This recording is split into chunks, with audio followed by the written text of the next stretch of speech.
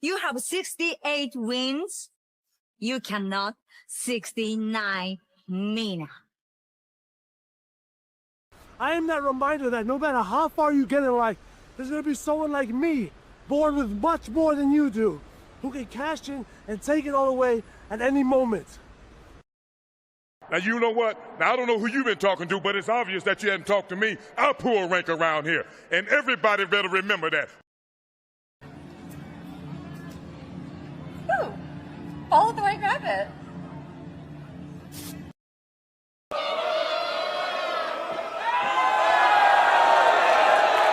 The mask has been removed, but I tell you what, he's still the same pro wrestler, whether he's wearing a mask or not. You can call this the New World Order of Wrestling, brother. Whoa!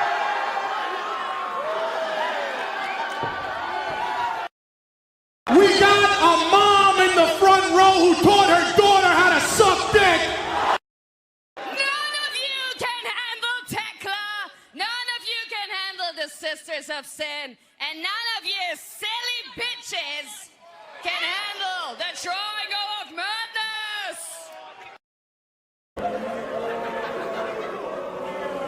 Oakley has Trey.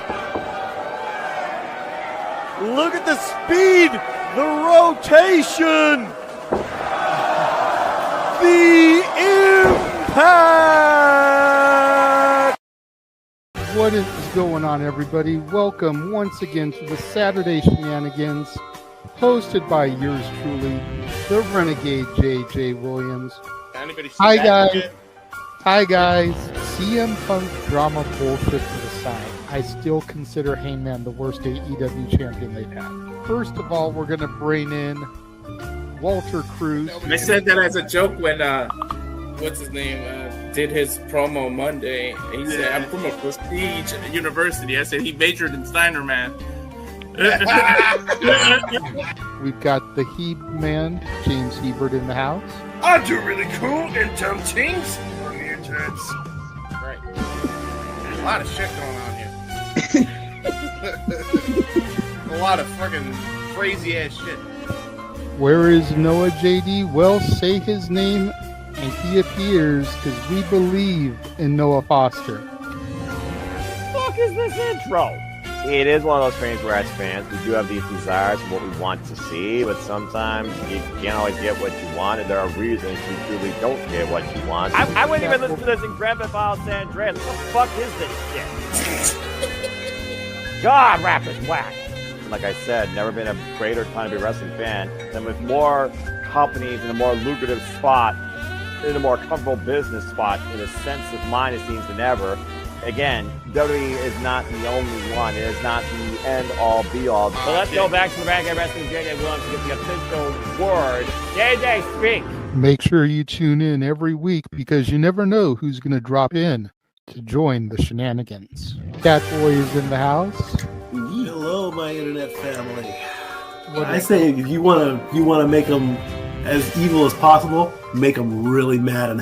We have Mansfield joining the party now. What is going on, Josh? Like I told no one when we were in Cleveland, him joining JCU was just an unfortunate side effect of my shenanigans towards you, JJ. I know how it can get better, Noah. The panel chooses you. Shut the fuck up, Josh. You said that so like. We got so many intro back. Yeah, I was gonna say. Just think how you and I had lunch together the other week. That was different. Ladies and gentlemen, the Queen is here. Say his name and he appears. We believe in King A-Train. There are so many believers in Joe Hendry. The only person on this panel that doesn't believe in Joe Hendry is King A-Train.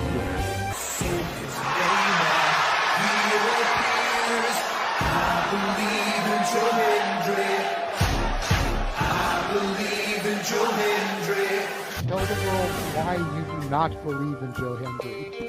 The reason I do not believe Joe Hendry is he is Fandango 2.0 in a entrance merchant. I rest my case, Your Honor. Hey!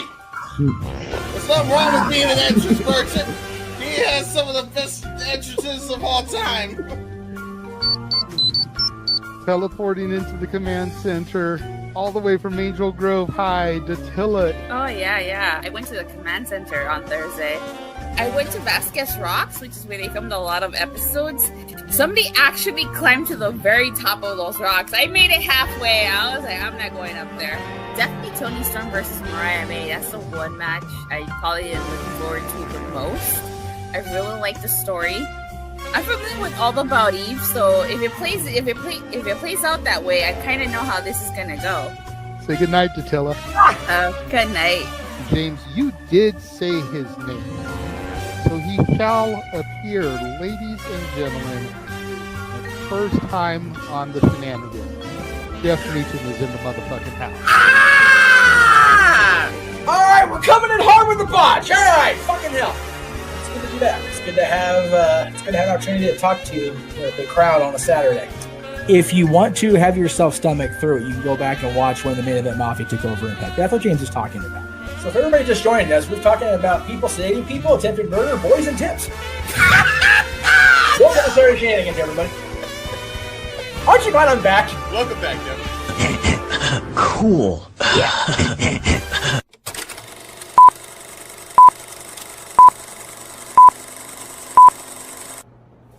Get it?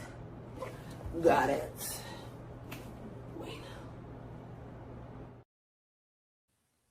What is going on, everybody, and welcome once again to a midweek installment of the moderated insanity known as the Shenanigans. It is I, the Renegade of Wrestling, J.J. Williams, joined by Walter and Nick. Okay, I'm going on. I'm going to say this one more time, Nick. Calm down. What? Breathe. Relax. Breathe, Nick. Because this interview we're about to do is one of the ones that Nick has really been championing for. This would not be happening. Walter and I would not have been standing there during Joey Janela's spring break talking to two of these individuals for a good chunk of the show without this man here really doing his diligence. So without any further ado, ladies and gentlemen, the men behind Pro Wrestling Symphony. Oh, they're the boys. What's going on, fellas? What's going on, fellas? How are we doing this evening, gentlemen? Doing good. Yeah, fantastic. Excited for Saturday. Yeah, still recovering from Vegas ourselves. It was a pleasure meeting you all there. For me and Pat, that is. And Pat may not be speaking too much. He's still got a bit of the. I think the Mojave Desert is still in I got the con crud. So listen, I just want to point this out. I've been having ever since these two assholes up top told me they met with you guys. I'm like, you guys are a bunch of fucking assholes. I'm like, I wish I was fucking there. Fuck. But thanks, boys. Thanks for coming on. It's a pleasure. I want to say before we get started, we've interacted online. And good people attract good people, and I said it from the beginning. You guys were one of the promotions to watch out for this year, and the fact that you guys are as young as you are, and just turning fucking heads. So happy that we've gotten to do this and have gotten to interact with you guys. I say it. I'm going to say it one more time throughout this, but when you come on this show, y'all are family, and y'all are family now, boys. Thank you for that. Yeah, thanks so much, Nick. Thanks.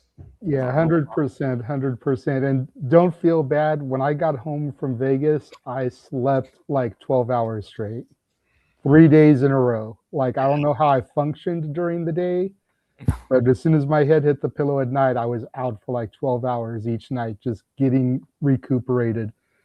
Like, I don't know how bad it was for y'all, but there was one span for Walter and I, and it basically started at 10 in the morning on Friday until about 5 in the morning Saturday going into Sunday. Like, only had 2 hours of sleep that entire time. Yeah, you can get lost in it. I mean, the city's designed for that exact thing, you know? So, and then when you just bring in a bunch of wrestling fans who are just constantly running around to all the shows. I mean, it's outrageous. Some of the talent there, I don't think got more than 8 hours of sleep for the whole week. There's no way, Shelton. No way. No way. No. You know, I never dabbled in illegal substances, but I can only imagine that that's how a fiend feels, you know, like itching for that fix with all that wrestling going on in the city, you know. Yeah. Progress, you know, you had GCW, obviously, you had all the smaller brands, part of the new initiative, New Texas Pro. Shout out to the new initiative. We love those guys. Action, West Coast, you had House of Glory in the city, CMLL, Tokyo Joshi, Stardom, you know, it just crazy, so much to digest. Like, I don't know how everyone did it. I don't know how Walter and I did it. I think that's why Walter isn't on camera. Like, he still is like trying to recover from everything. Bro, I'm so tired. I haven't yet to sleep straight. I just unpacked like 4 days ago. See, my stewed case Yeah, is it's another world, but we were lucky enough to be able to go and connect with a lot of the not just talent, but also some other promoters, including some of the folks from the new initiative. Matt Griffin with Action is really close with us. Actually, we ran a show with him just 3 weeks ago. The Saturday before WrestleMania. So we did sort of a co-branded event with Action and TWE up here in Nashville, which was really, really wonderful to see. So getting to shake some hands from folks Vinny like Massaro, Vinny Massaro with West Coast, Jeremy with Second, right? So getting to connect with them and just understand how, you know, the wrestling industry is still very strong, and, you know, people only want to look at one company and its success rate, when in actuality it's an entire community and ecosystem that thrives. And we believe in a rising tide raises all ships. So we wish the best of luck to all those guys and everybody else that's out there doing what they do, because we know firsthand it is a challenge to try and bring your vision to life. It is. Yeah, 100%. And, you know, maybe it's just me on the outside looking in, but I think that wrestling is the hottest it's ever been, or at least that it's been since probably like the Monday Night War era. You know, when you look at the three major companies, obviously WWE, AEW, TNA, then you look at all the smaller independents, you know, kind of going back to the regional days, like during the Crockett era, you know, all the territories. Like, I don't think I've seen this many promotions that I've tried to stay up on top of and digest in a very long time, you know. Well, I think to that, you know, you have a lot of promotions now where they're bringing something new to the table, right? Everybody's bringing something new to the table. It's a melting pot right now. And the fact that you guys are thriving in it with the cards that you have just recently put, even like recently, starting with Undeniable, the indies have never been better. And you guys are at like such a key point and in the boom where it's no brainer, right? Yeah. Well, thank you. That's we definitely, when we started, there was a handful of promotions that were like, in 3 years we want to be.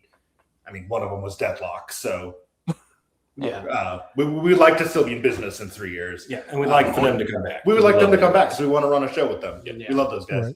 Right. But yeah, the Actions and like watching how those guys do it has been a big help in us putting together our shows. And Nick, I appreciate what you said about promotions bringing something unique to the table, because we know for us that having an identity as a promotion really matters, because it helps build a relationship with the fans so they understand what show they're going to get from us.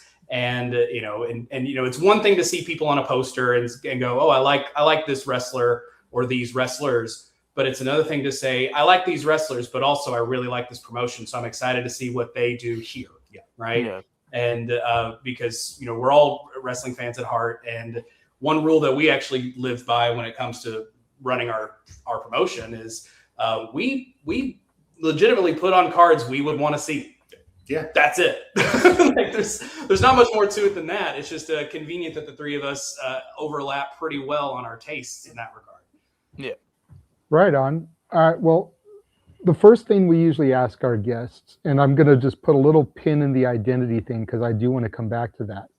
But the first thing we always ask our guests is what brought you into professional wrestling? Like, what made you a fan of it when you first saw it? Was it outside influence, like parents, sibling, whatever? Did you just happen to randomly come across it one night when you should have been in bed, channel hopping, you know? Like, what is it that brought each of you? Because everyone's got their own unique story. So I'm sure we've got 3 completely different stories here.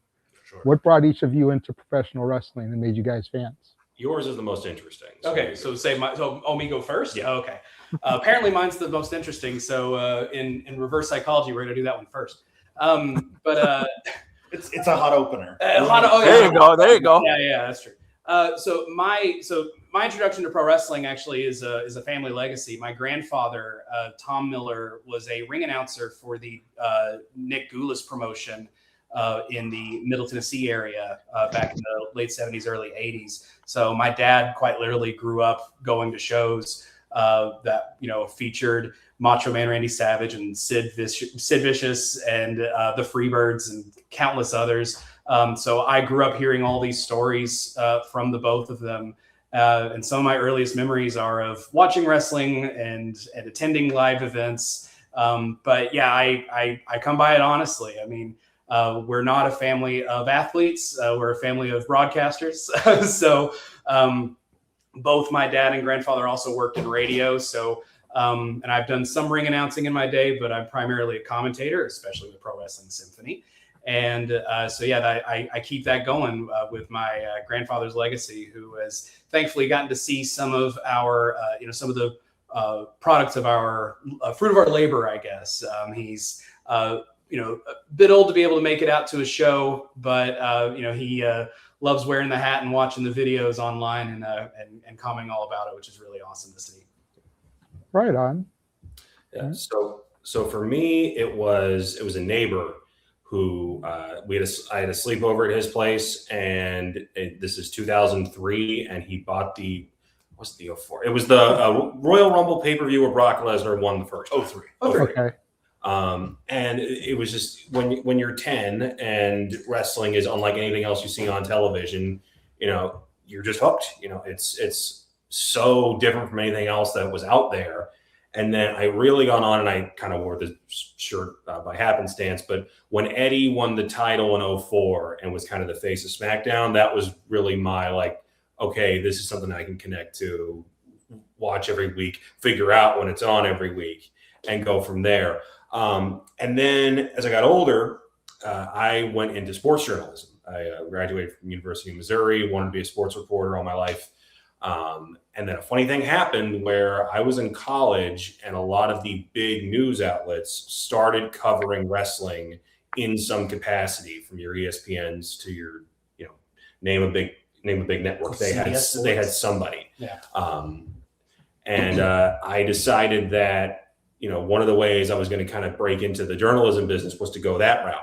So I wound up covering wrestling for the Sporting News, comicbook.com, CBS Sports, and did that for about 10 years. Went to multiple WrestleManias, a bunch of pay-per-views, interviewed hundreds of wrestlers, and only recently got out of that line of work.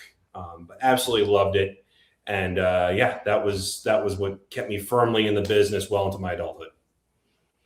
And for me, I got a good decade on these guys thereabouts. So for me, I knew who Hulk Hogan was before I knew what wrestling was, because I was a child of the 80s. But I remember watching the Saturday morning shows and seeing Rick Rude spray painting or having the airbrush of Cheryl Roberts on his tights during the feud with Jake, and Jim Duggan briefly being king of the ring and feuding with Haku, because those were the things you saw on the weekend shows, because Hulk didn't work the weekends. But then the Hasbro figures started coming out, and I loved playing with those, and that just kind of kept going. And then Raw started when I was 10. That was the perfect age for Damien Demento is going to be a huge star. And then I stayed with it. I was never an athletic kid. So I always wanted to be Bobby Heenan. And that dream died in my 20s because there's only one Bobby Heenan, right? But then then we all found each other, and we'll get to that story at some point, I'm sure. But kind of brought it back to life for the symphony, getting to live out that childhood dream. Dude, that's awesome that you three have total different sides, and then you guys all came together. That's like it's even the same for us. Like these boys are up in SoCal, and I'm in Canada, so it's like we all came together. So it's cool that you guys have all kind of went your walks of life and came together. So I want to touch on something, and I want to touch on it with Connor. So Connor, I know that you do the movie reviews as well. Yes, I do. So how did you start that? And I know because Mr. JJ Williams is our love of movies. How did you kind of get started with that? Because that, I'm a big movie, like I like movie reviewers, the guys like, I don't know if you know these men, but there's guys like John Campia, Christian Harloff, Jeffrey Johns, John Roca. So like there's a lot of guys who do that already. So talk to us a little bit about how kind of you got into that world and what were your inspirations of getting in there? Well, you named a lot of my favorite inspirations, Jeremy and Chris especially. Really, that just came from I was always a writer. I always loved writing, and when I made the pivot from sports journalism to entertainment journalism with the comic book jump, I was there maybe 6 years. That was really that opened a lot of doors for me as far as getting the opportunity to read a lot of reviews, absorb a lot of criticism, and then be like, I can do this. I can kind of put my own voice out there. And that ultimately led to I got the opportunity to be credentialed by the Music City Film Critics Association here in Nashville. That's awesome. I'm lucky enough to where if screeners come to town, I'm able to go invited to them. When award season rolls around, I'll get a lot of screeners in the mail or digitally. I kick myself because I always tell myself I should review more. What we do now has taken up a bit of my time, but I don't mind that. I just love doing it because anytime I see a movie in my head, I will just start writing a review. And whether or not that makes it onto YouTube is whether or not I have the time to physically down, get in front of a camera, shoot it, edit it, the whole thing. But I love doing it because it's a fun expression. Like I just saw, I had a screener for Michael last week, and had I not had to go to New York City for something completely unrelated, I would have had a review out. It would have been just as angry as all the ones that you've seen online. Yes. But like, if you see my phone or my YouTube history, it's either wrestling or it's film criticism or it's conversations about the film industry. Same with my podcast feed. Like I love that world. And I'll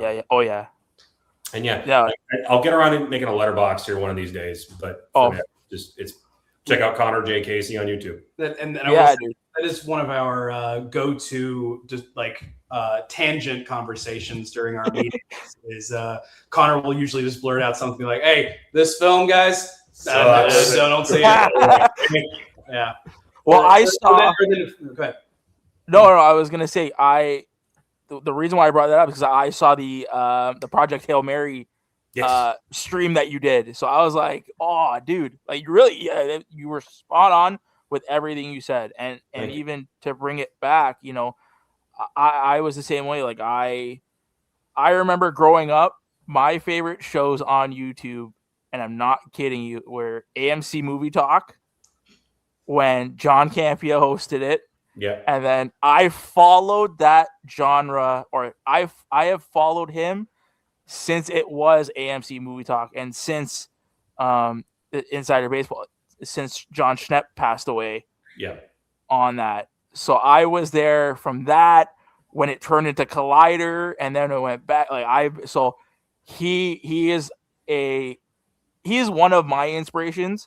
Because, he's a Canadian boy. He's from Hamilton, Ontario. He preaches being from Canada. Mm-hmm. And he's taken, such a small thing with the movie blog and made it into something again from AMC, then went to Collider, and then now also doing his own stuff with, again, like the likes of Christian Harloff, Robert Meyer Burnett, like all those guys in that space. So the fact that you're in there, dude, I was like, there's a reason why we like this crew. Well, thank you, man. If anyone who watches my channel is watching this, because I only have so many followers. If you are, rest assured, I will have more reviews coming up. I briefly came out of rugby retirement, so my past few months have been very full. That is an entirely separate story. But yeah, hopefully, as the summer heats up, probably starting this weekend with Devil Wears Prada, I'll be getting a lot more reviews out. All right, I'm gonna put you on the spot. Sure. Favorite movie that stars a wrestler? Ooh, so this is funny because we're actually working on something similar to this, related to that question. Little side project. Please say something cheesy. I mean, Rocky 3 is the go-to because that's just a genuinely good movie with a wrestler in it. Does Wayne count? Like he's so. Would you say any of his movies? Oh, you know what the answer is? Blade Runner 2049. Oh, okay. Yeah. Dave's in it for 5 minutes. He's fantastic, and then the rest of it was just really freaking good. Well, and that's why I was actually going to say Guardians of the Galaxy. Guardians of the Galaxy is a staple. Yeah. Like, the whole MCU. Yeah, can't go wrong there. So. No, you can't. So we have to know. My go-to is always They Live. Yes, that's a good They Live's a great show. Yeah. As cheesy as it is, and it sounds, mine's a Suburban Commando because it's so cheesy that it has to be. Oh yeah, that's another one that came out when I was 8. So that movie is imprinted on me. My sister and I will still every once in a while be like, "You're a dead man, Ramsey." No wonder you guys never talk. Right? Yeah, I was 8, and my brother was like, that's The Undertaker, right? I was like, huh? He was like, dude, that's The Undertaker. He used to tell me, because I instantly recognized Hulk Hogan, but it took me a while to recognize that was Taker as a kid, and Taker's my favorite wrestler ever, so. That was Hulk and Doc Brown in a movie. How do you not love it? Right? And Olive Oil. He was. Oh man, I forgot though. By the way, I have to correct the record just so we're clear. Princess Bride. Oh yeah. No, yeah. That's a great show. It's the correct answer. It's the correct answer. It's not only the best movie with a wrestler in it. It's the best movie. Period. It's just my the Letterboxd top 4. Yeah, it's just the best movie. Gotta agree with that. But this is the other thing too. That I know that we're kind of veering away from wrestling, but this is also kind of just what we do in general, right? This is us too. This is what we do, buddy. This is we appreciate all sorts of art. That's why it matters to us. Hell, that's partly why our promotion is called Pro Wrestling Symphony, right? We're in Nashville, so of course there's the music connection, but also the ethos for us is that it in a symphony it takes all types to be able to make the production and to make the full presentation of the piece. You can't just have one section. They all are needed. And wrestling is for everybody, and we like to have cards that reflect that. And so, what better name to have? All are welcome at the symphony. 100%. I know Walter had something he wanted to ask. I'm glad you just mentioned the symphony because I was going to get into that. Because you know how wrestling's often called a dance or performance art. So when you guys are booking and creating matches, do you view it as a musical score, like with highs and lows, and you think of it that way, or it's more traditional wrestling? I mean, it's theater. Yeah. It's and we sort of look at it from that perspective. I think. For me personally, I always say that anything you attend as an audience member is better when you participate as that audience member. Mm-hmm. And same goes for live professional sports, right? If you're cheering and having a good time and doing all the little silly games in between the breaks or whatever, you're maximizing your level of enjoyment out of that experience, even though that's not traditionally art or theater or whatever, right?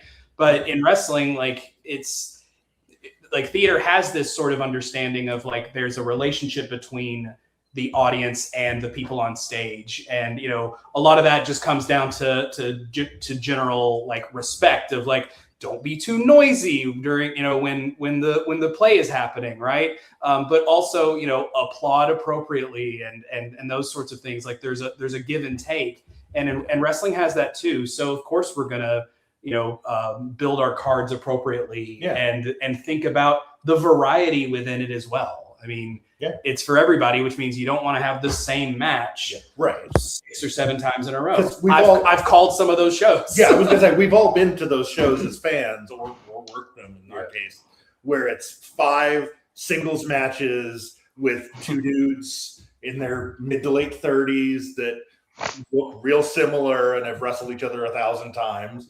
And, that's fine if that's what you're doing, but a great stage play, a great musical, we have to have a big opening number. Mm-hmm. So this Saturday, we've got Ray Bruce and Grayson Pierce kicking off the show. Mm-hmm. 2 big personalities that'll get the crowd into it really quick.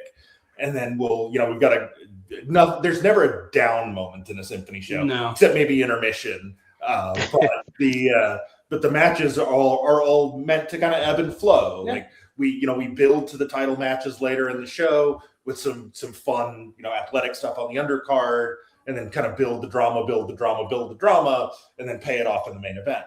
Like that's the goal. That's what we try to do with each show. We like to think we've succeeded. For the first year. But we have to put thought into it. Yeah, I think that's a key. A lot of thought gets put into every show we do. Like where we're at right now is where we're typically doing our weekly meeting, and hours will be spent just going over the run sheet of any given show, and then the logic of how much time should a match get, why, who should win, what stories are we trying to tell, what plan do we have now versus in August.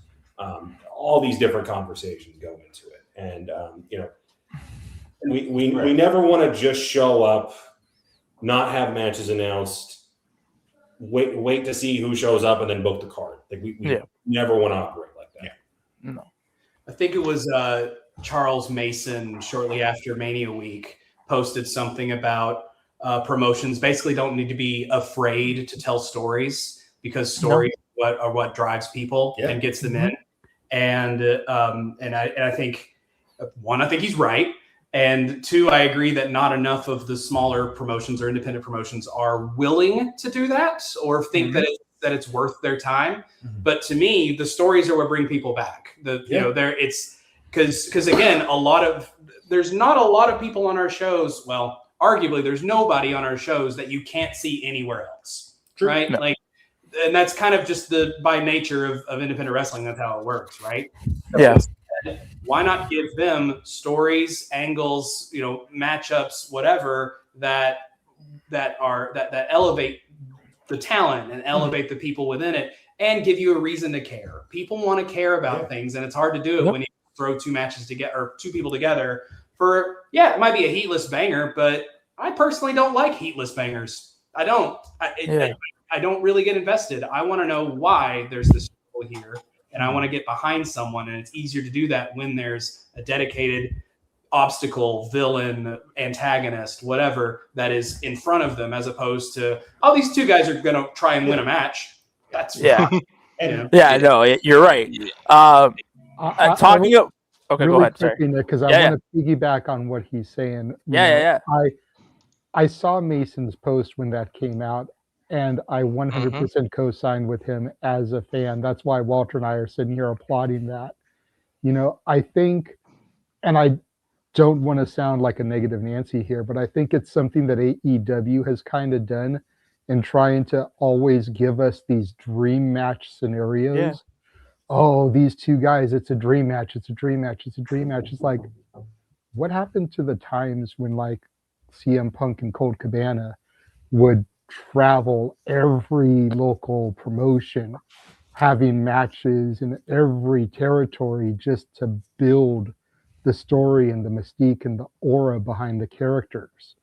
Hero and Claudio Castagnoli, same thing before the Kings of Wrestling were formed. We need to get back to more of those type of things. Yeah, no, definitely. For sure. I'm a theater nerd, so my degree is in theater. I used to do lighting and things, so I used to view wrestling in a whole different way because I watched the lights and listen to sound because I grew up around the theater world. So you guys definitely talk to me when you say that kind of stuff. Yeah, no, for sure. And there's actually a certain woman that got screwed at Undeniable, and we're going to talk a little bit about that because we talk about angles and stories, and that's what I'm following pretty closely. But I want to get to another thing we like to do here, and we've kind of started this because we've been talking about promotions. Your champions. We got to talk about your champions because you've got who I think is a force, and I'm going to start with her with Freya the Slayer. She's an absolute force. Impressed so much at that at Undeniable by curious means, but getting to that after. You guys have I have interacted with him quite a bit now. You guys have a gem of a world champion in Colby. Just an absolute gem of a human being. So nice. And then you have Tavon Jordan and Majestic. So talk to us a little about your champions and kind of, let's do a little bit of putting them over. Sure. All right, who's going to start? I can start. Yeah. So little bit of backstory on the three of us and how we wound up coming together. This does play into that. Okay. We all went to, there was a wrestling school in Hendersonville, Tennessee, which is not far from Nashville. These guys both, Nashville, Antioch, Murfreesboro, we're all in the middle Tennessee area. Yeah. None of us knew each other, but we all wound up at this same school.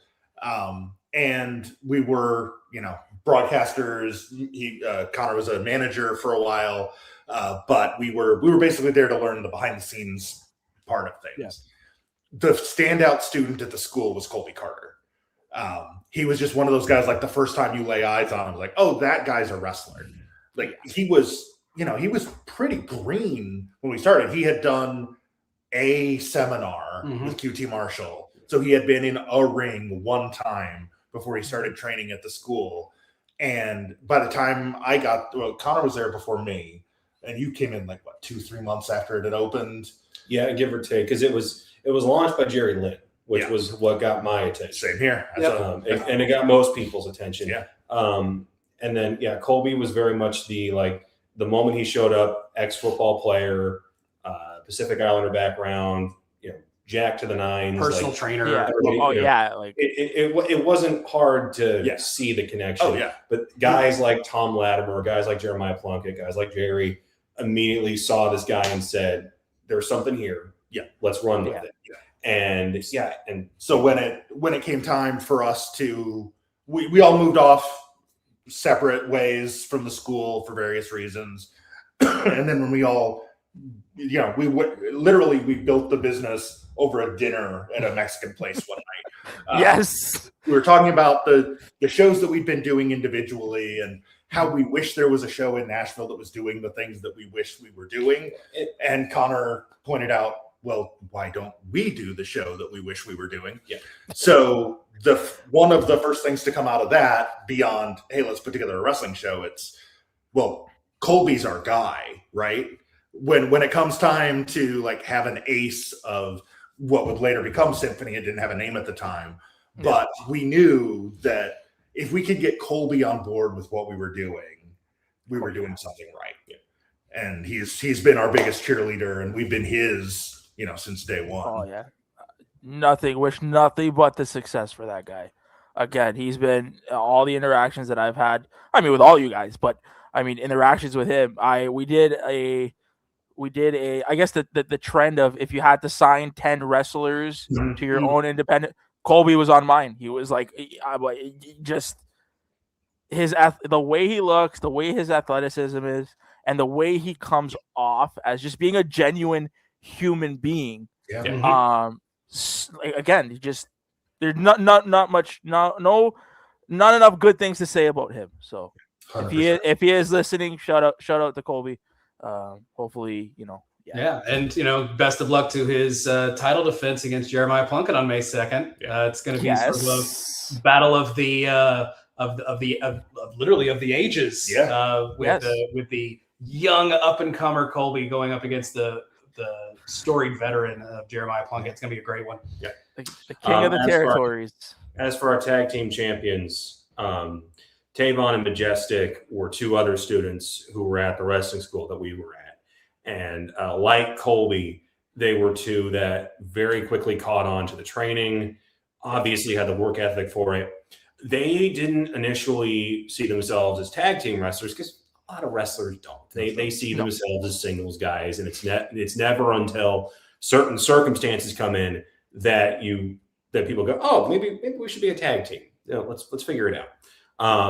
Now, of the three, I think I'm the biggest tag team wrestling fan. So even when we started talking about the company, I was kind of looking around like, okay, what tag teams are in the area?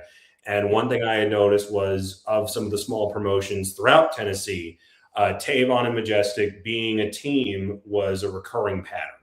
They came from the same place, relatively the same size and build, similar personalities that, complement each other, and had good chemistry. And it was one of those things where every time they teamed together, they got a little bit better. You saw just a little bit of improvement. Yeah. And it got to where when we ran our first show in last June, we were like, we need just a solid tag team match for this. What kind of statement can we make? It can't just be four guys who are singles wrestlers that just happen to be in a tag team. Like, let's really commit to this. And we picked the IWTV Tag Team Champions, who at the time were Fresh Air. Still love those guys to death. They're Junior and McRae are awesome. A couple of good Canada boys. Brought them down. They actually dropped the titles like days before because we were going to have them defend them. Because we were like, what better statement for like, hey, we are paying attention to independent wrestling. Here are two of the like world recognized tag team champions that we could get, and we put them against Tavon and Majestic, and it was really a sink or swim moment for them, where we went, okay, let's see what you got, and they completely delivered. Not only, and fun fact there, that was also our first ever "This Is Awesome" chant was during their match. Right. Yeah. Ooh. Don't you love your first chant? It's like, fuck yeah. I shed a tear backstage, man. It was oh boy. And then we kept running with them, and whether it was Jake Painter and Javen Myra, whether it was the Carnies, whether it was the Good Hand, every time they worked teams, that improvement just kept popping up. So that when we got our hands on a beautiful set of tag team championships, we're just like, the answer is kind of obvious here. So we love what they're doing. They were supposed to face the Good Hand in a tables match this weekend.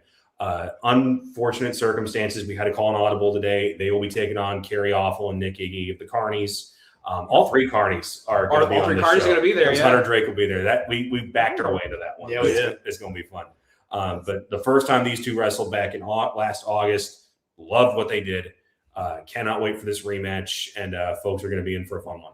Yeah, and that match is kind of a lost symphony gem. Yeah. It happened on a show where we had some technical problems with our cameras, and like 2 or 3 of the matches from that show are just not usable. Yeah. So we got to see a great tag match from those two teams, and now everybody else is going to get a chance to. Yeah, yes. And it's going to matter even more because Tavon and Majestic have only gotten better. Yep. And now it's also for the gold. So there's a lot more on the line. So it's going to be a hell of a match. Yeah. All right, now it's my turn to talk about Freya the Slave. You're on the hot seat with this one, buddy. You're on the hot seat with this one. So actually, very recently, I was talking with Freya about how there's not a ton of women's wrestlers out of the Nashville area, and that's actually one of the reasons why we had eyes on her for so much, because she, is based out of Kentucky currently, but works here plenty. And in much of the same way as others, we understood that when we started this promotion, we wanted to emphasize women's wrestling because no one else around here is doing that, like in our immediate neighborhood. But obviously, broadly speaking, there's still this sort of divide, right? Yeah. Which is why we've always made a point to emphasize it, to tell stories involving women, the incredible women's athletes that come through the symphony and are in the independent scene in general. Freya, of course, was always the one that turned the most heads, and it is undeniable when you look back at it, right? With she was the winner of our fan vote for Women's Wrestler of the Year for Symphony, and also one half of our Tag Team of the Year, which was her and Sigrid, the Mistresses of Mayhem, who have been tearing it up as well. And so it is hard to see anybody else in that spot being our inaugural champion besides Freya, who has just shown an unbelievable dedication and dominance in the ring. And we're excited to see more of it. And now she does probably have, I'd say, her toughest challenge yet. She takes on Allie Katch in just a few days at Blinding Lights on May 2nd. But this will be a bit of a homecoming for Allie Katch, who made her name in SUP, Southern Underground Pro, here in Nashville many years ago, along the likes of Violence is Forever and several others. I'm blinking now, of course, but Freya is just another one that like you can always bet that an incredible match is going to take place, and people love to see her. I remember on our very first show, we had 3 signs, and Freya was one of them. And this, I think this is kind of self-evident, but I mean, if people are bringing signs for a wrestler, that is a good indicator that, all right, we got something going here. And also Freya's very well respected in the area as well. With her presence and her notoriety. I think it's really great to give her that position as our champion, to not only get to face other incredible greats like Allie, but also be able to put that title up against others up and coming like we had Bobby Thunder at the East Nashville Beer Fest recently challenge for the title. And I think Freya's in the perfect position to be that person who's still on the rise and still has tons of room to grow, but also is a great opponent for anybody that has a little bit less experience to be able to help their star shine even brighter. Listen, I'm just gonna say it now because I hope she's watching. Justice for Kaya. Just saying.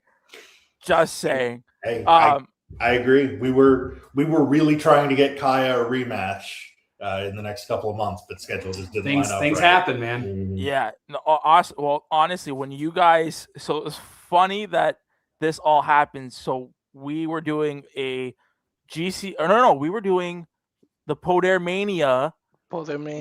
We were doing the Poder Mania watch along because we do the watch alongs, which we are doing Blinding Lights. We are doing a watch along for that. I don't care if I have to throw hands with JJ and Walter. We're doing that fucking review. So you mean watch along that review? I watch same shit. It's all good.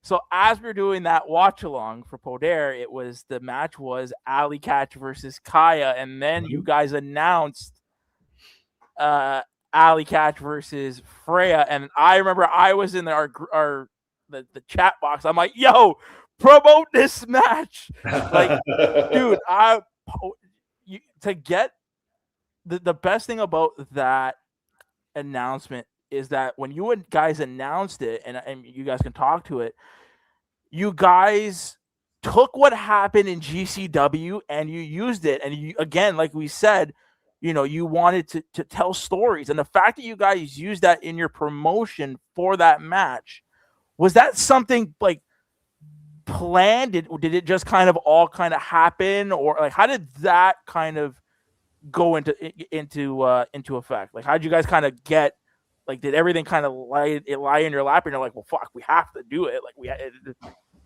So I won't pull the curtain back too far. Not too far. Just to protect, certain conversations that were had. Yes, sir. But I'll say this, to the best of our ability, we try to acknowledge the wrestling world around us and use that in our storytelling. Yeah. We don't act like we are in a vacuum and no wrestlers have ever worked each other anywhere besides us, and they've never interacted and they have no history.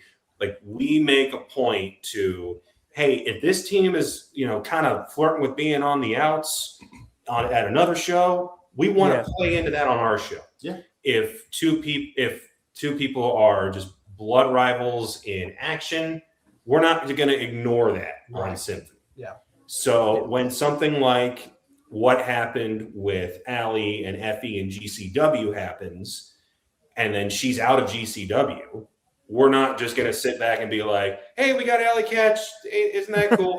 It's like, no, she just had this completely heartbreaking thing. What's she going to do next? Well, she's going to go out and she's going to go to all these different spots and try to build up her name again because she's coming off the Effie loss, the WWE Women's ID title loss. Like, she's in women's wrestling in the U.S. right now, but she's come up short a couple of times. So now here she is trying to build her way back up. And she's coming to an old stomping grounds. Freya is the new top dog in our women's division. Yep. Let's see what happens. And it was a match that, the fact that we could get Allie was awesome. Mm-hmm. Yeah. The moment we did, we're like, okay, it's her and Freya, right? Because it's got it. But you have to, yeah. It was the easiest call in the world. So to kind of answer your question, some things are intentional, some things are happenstance. But we always try to keep an eye on what is going on elsewhere so that we can play into it. Exactly. It helps with the story, right? Connor mentioned the rift between tag partners. That's what cost Fresh Air their match against Royal Prestige in our first show. We mentioned that Jameson Shook was in our tournament to crown our inaugural champion, not because of his record in the Symphony, because his record in the Symphony wasn't stellar, but it's because the man is a former Haas tournament winner and a top champion at multiple other promotions in the area, and we couldn't ignore that. Same thing with Shug D, right? So we can't ignore other people's accomplishments in other places because who does that help? Right? I would argue it doesn't even help us. Yeah. If I'm a fan and I see Shug D, I've been a fan for I remember Sugar Dunkerton, 20 years ago, but then the whole Pineapple Pete thing in AEW, and now his, the Good Hand run is, kind of more grizzled vet thing. All of that is why I like Shug D. So when I go and see Shug at a show, that's part of why I want to see him, is because I've been on that journey with them. So to ignore that journey ever happened does the wrestler a disservice, does the promoter a disservice, does the fans a disservice. Yeah. And it definitely makes that the match with Allie and Freya all the more interesting because you're going to fight tooth and nail to try and get any amount of achievement out of this after having a really hard couple of weeks, especially coming off of a return from an injury. You'd expect her to win everything, right? No, you're right. So I want to jump in here on that, and I apologize for disappearing for a few minutes there. With the Allie thing, egos are what they are in professional wrestling business.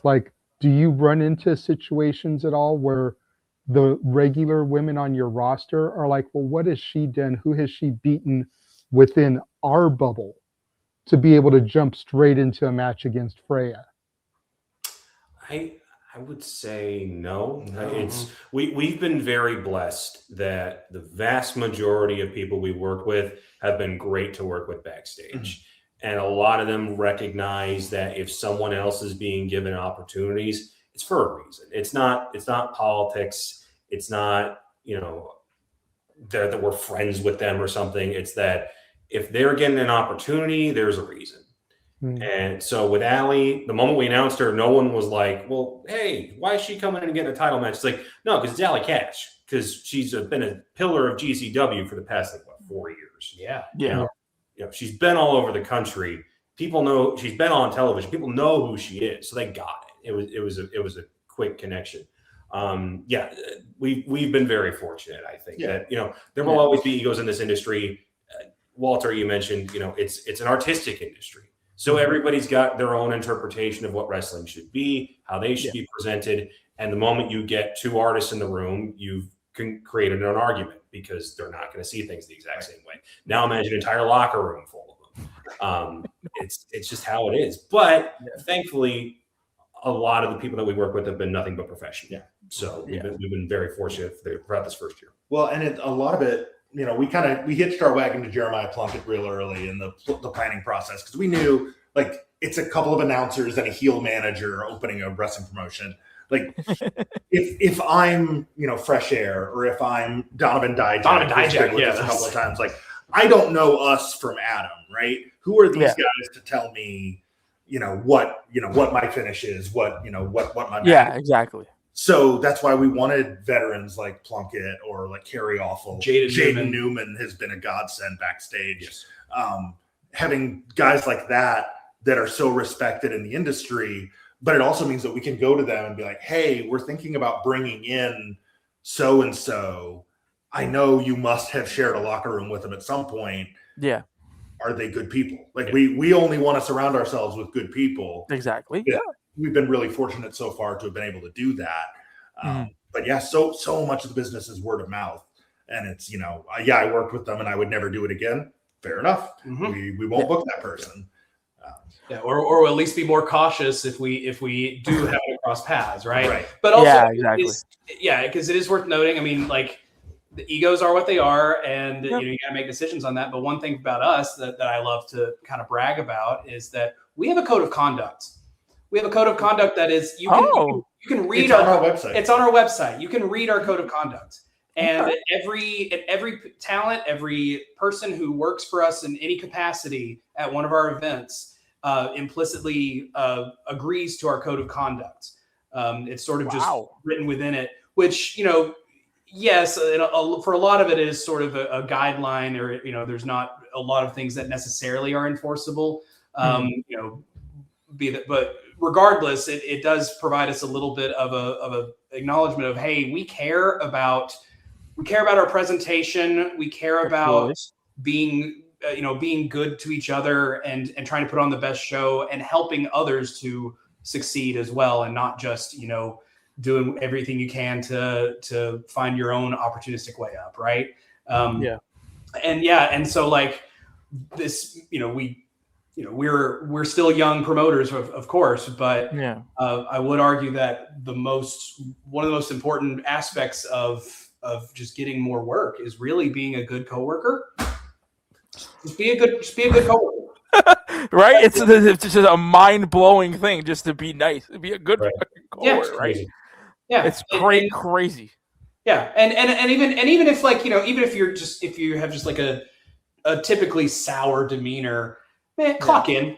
Just clock in, do your job, clock out. I don't need you to be my best friend, right? We don't that's not why we're doing this. We're doing this to put on good wrestling shows, and sometimes that does mean someone just comes in, clocks in, does their thing, and clocks out. That's okay, because we can also see what you did in the ring, and we're happy with it. Yeah. Well, I mean, to piggyback off of that, this is kind of another thing that I like to at least bring up, because it's good for people to know. We usually do this with only one promoter, but the fact is it's all three of you. This is a collective team. So when it comes to bringing in talent and talking to talent, what are like some not qualifications, but what are some key things that you guys kind of look for? Because again, all three of you have different kind of points of view and different criteria. So how do you guys kind of come together? Obviously, it's a very like this, but like what are kind of the things that you guys look for in talent when booking talent or talent messaging you guys and saying, hey, I want to come on the show? Like, talk to us a little bit about how that kind of goes off without pulling the curtain back too much. Of course. Well, I was about to say, like, I'm going to let them answer it, because I'm going to look for our notes on that, because we have the written thing. Oh yeah. Our values, our company values factors into this. Yes. Yeah. So, I mean, from a practical standpoint, how much is it going to cost us to get them to Nashville to wrestle? Like, sadly, that is a factor in it. Like, there's so many wrestlers we would love to work with, but if it's going to cost us $3,000 to bring you in to work a match, it's probably not going to happen. At least not for a first-year promotion, right? But beyond that, like, all three of us are just big wrestling fans. We're independent wrestling fans. We watch as much as we can. We try to keep our ear to the ground. And when we hear, oh, hey, so-and-so just had a banger at Action, or you got to check out this TWE Chattanooga show because, Jameson Shook just tore the house down with Matt Tremont or whatever. We want to go, we go and check out those matches, and then we can be like, oh, like them. Yeah, it's a combination of who's reached out to us, because a lot of people do. Who are people that we follow and that we're fans of? Yeah.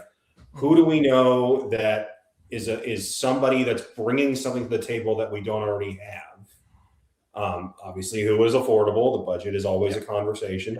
And then it comes back to what was said earlier about, book a card that you would go see. Book a card that you would go pay a ticket for, sit down and watch. Every show we've done has at least 2 to 3 matches that each of us would be like, I need to see this. Yeah. We all have different tastes. Yeah. You're coming, you were a mid-90s WWF fan. I was. You've got 2 generations worth of fandom to play off of. I started in 04 and love AEW every week. So, and I always joke that if each of us was in control of booking a show, they would look different. Absolutely. Yeah. Yours would look wildly different than mine, and yours would be.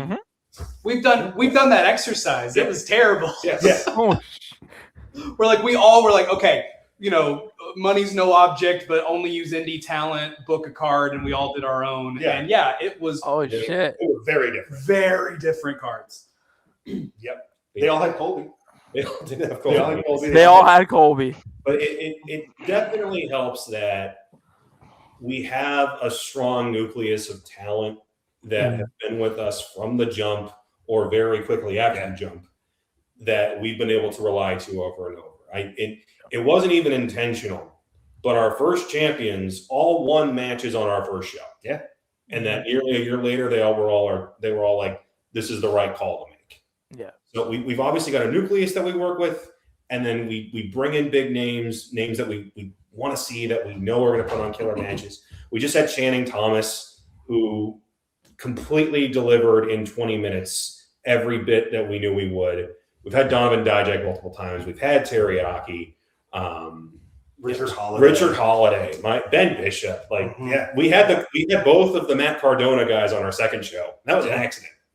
That's awesome. We've had Lainey Luck on multiple shows. She's going to be defending the WWE ID title coming up, and at Blinding Lights, no?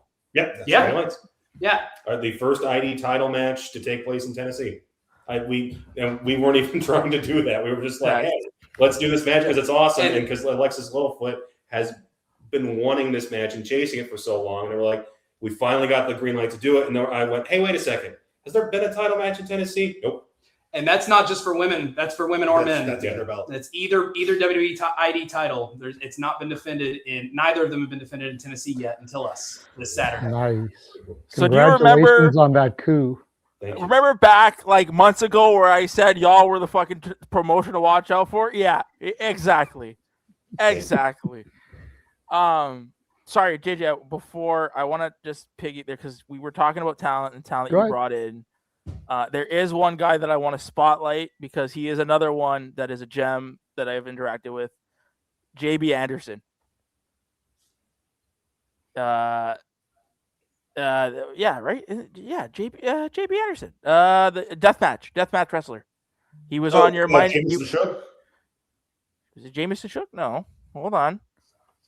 I think he was on your Mind Your Business show. I'm pretty sure. Unless I'm thinking about the completely wrong talent. I'm probably thinking about the wrong talent. Anyways, back to our regular scheduling pro, man.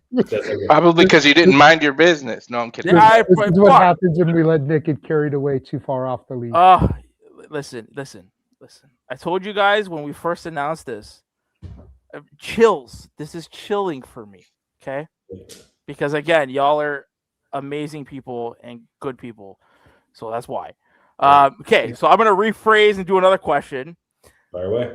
Let's take it away from wrestling for a second, because like we said, we like on here, we like to get to know you guys, and not just in the wrestling capacity, but we like to get to know you guys as people. So now, Connor, we know you do the movies, so this is more for Pat and Rory.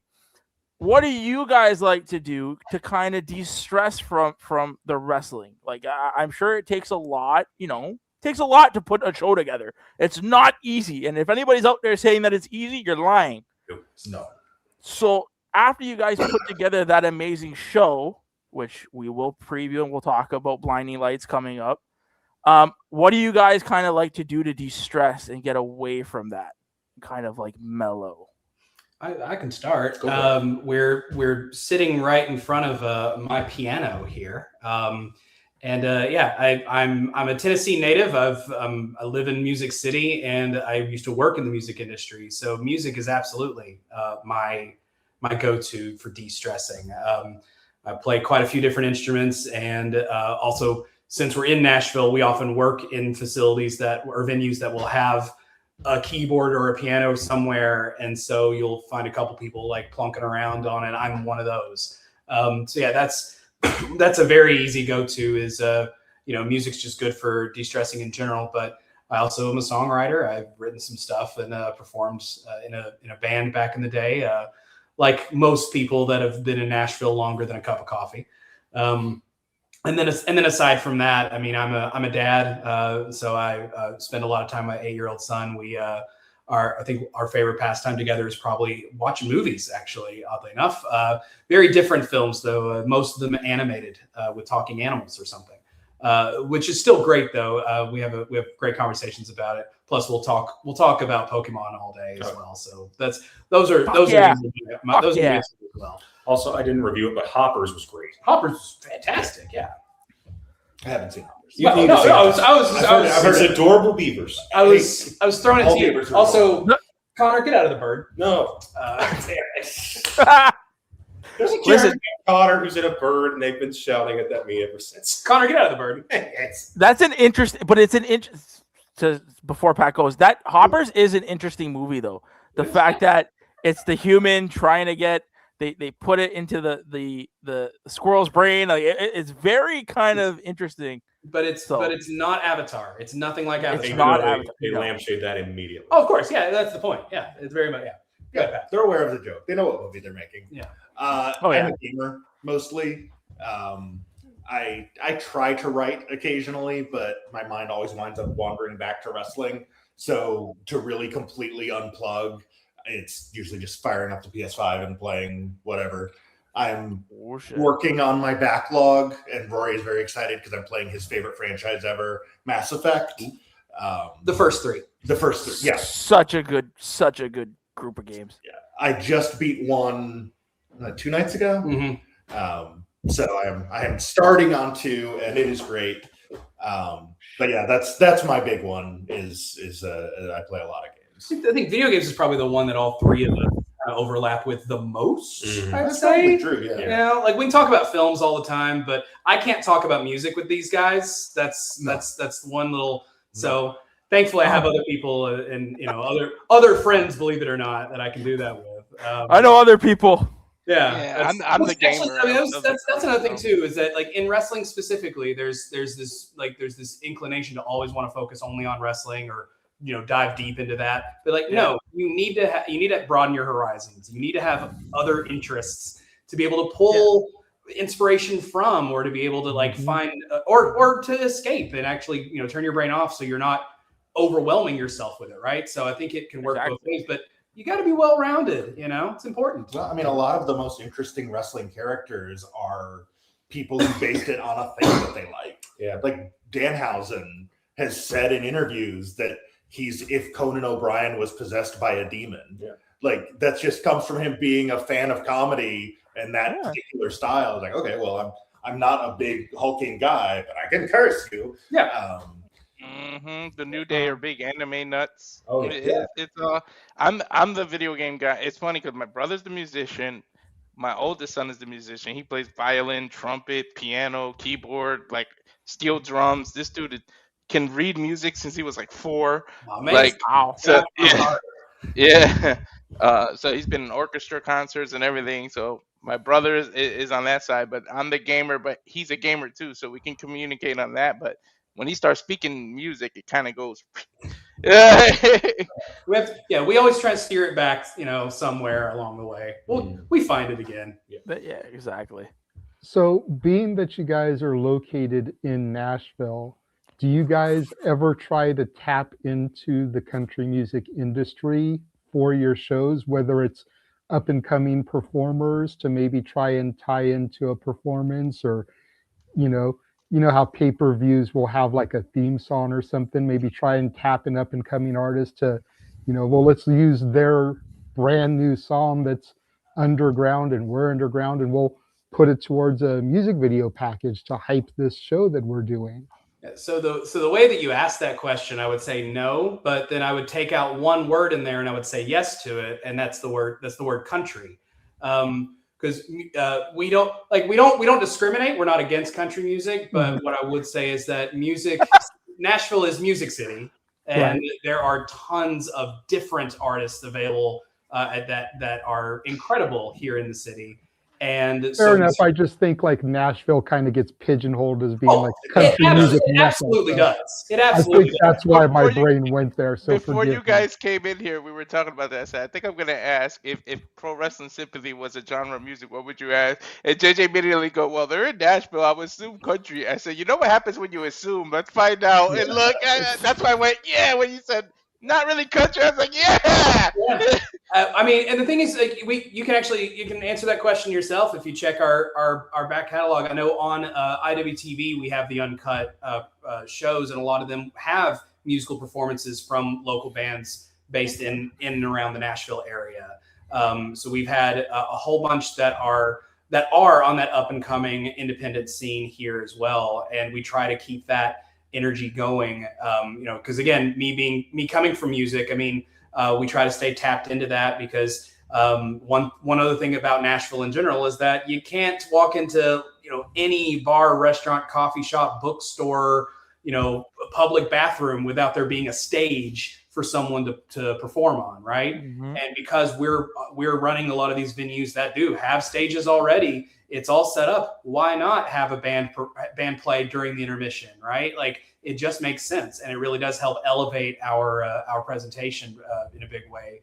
And we have had some of those performances turned into like hype videos. Mm-hmm. I remember that was one of my favorite things that we had leading into, I think it was the September show maybe or August, because what was all the fuss about? So for Hot Fuss, so we certainly don't shy away from the music aspect of Music City, right? But we also know, I mean, we all understand this as wrestling fans. Music performances can be a bit polarizing at wrestling shows. Kid Rock at Mania 25. Yeah, how many times do I need to hear Pitbull do anything? Fiend.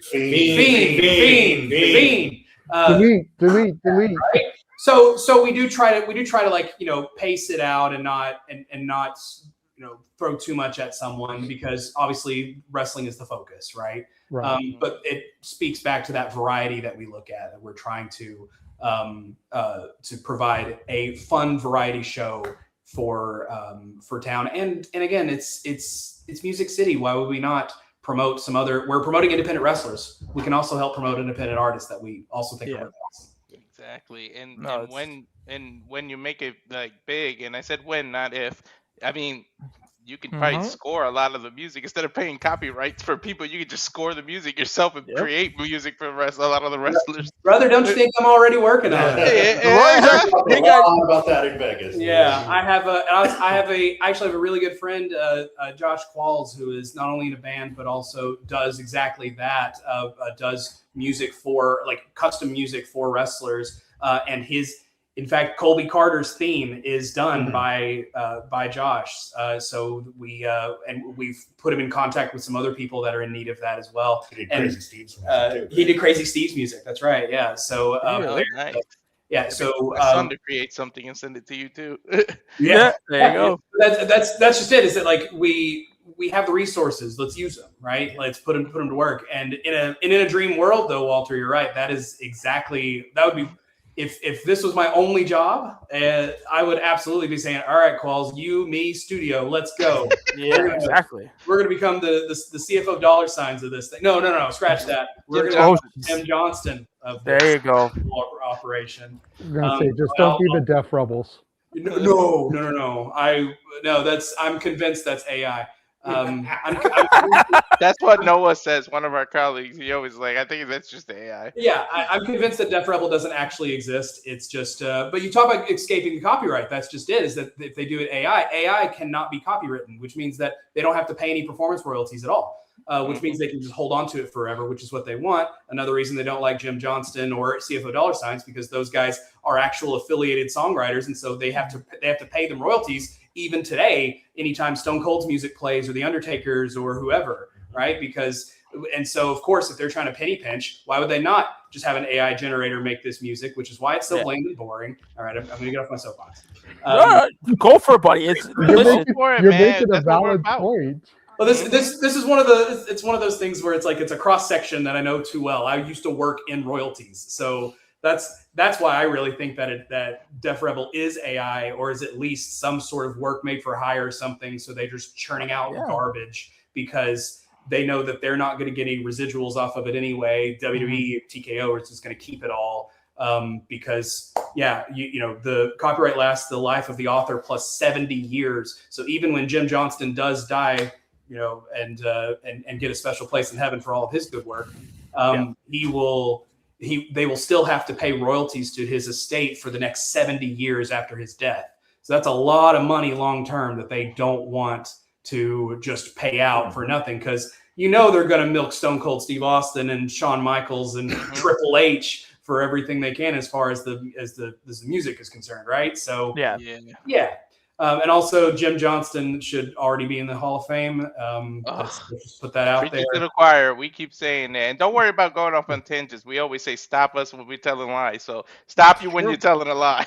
Jim Johnston and Cyndi Lauper should both be in the Hall of Fame. Yeah. 100%. I would argue if you really needed to, and I think there's some argument to this as well, is that you could they have a celebrity wing, right? So you could make a backstage wing or behind the scenes wing to put in people that aren't always on, they're not on TV or whatever. So they are, but you still want to celebrate them because, maybe it's a cameraman that's worked there for 20 years or whatever. Stu. Yeah, exactly, right? Stu.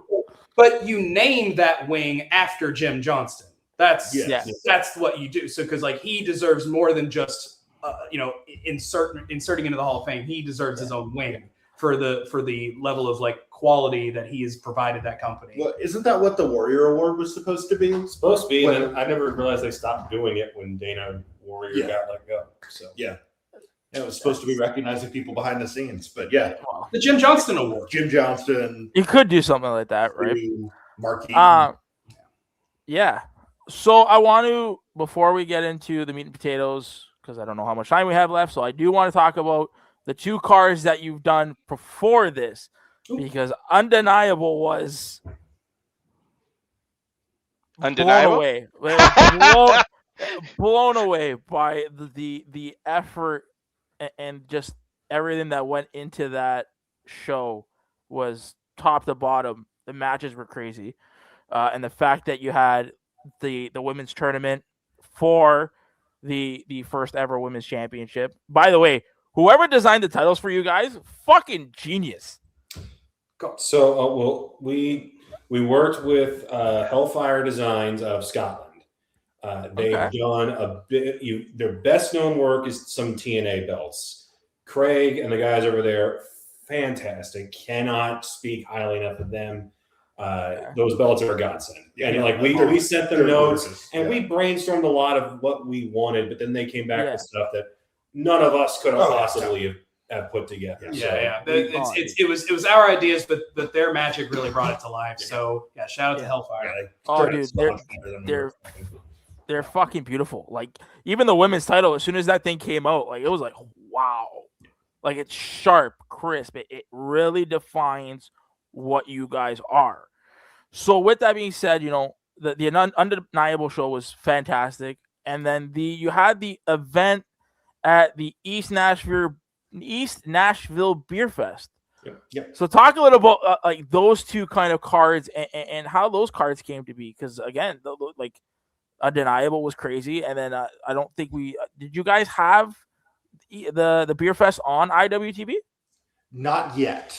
Okay. We just got the video footage. Well, we got the video footage while we were in Vegas. So I am working on editing that. I was hoping to be done before Blinding Lights, but I don't think it's going to be. It's 3 days before a show. I just don't have time. But I'm hoping to have it out the week after on IWTV, and then the individual matches will start coming out shortly after that. YouTube.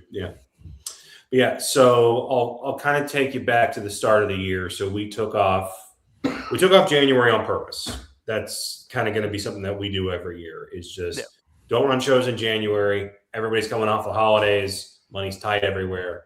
Don't ask people to come out. Don't ask the wrestlers to come out because obviously they're going to have plenty of bookings. But you're just coming off the holiday break, so let's exactly give them time to come back and then hit them hard in February. And the big goal we had with our first 2 shows was to crown our men's and women's champion. We did that through 2 8-person tournaments. I would not recommend doing that across multiple shows because for anybody who was following us from the start, you know that a lot of audibles had to be called because schedules changed, people got hurt, this, that, and the other thing. So the fact that we got through both shows with the semifinals and the finals intact is nothing short of a miracle. Yeah, because we did not have that kind of luck with the previous round. But yeah, so sweet victory. Colby defeated Shane Mercer in the main event.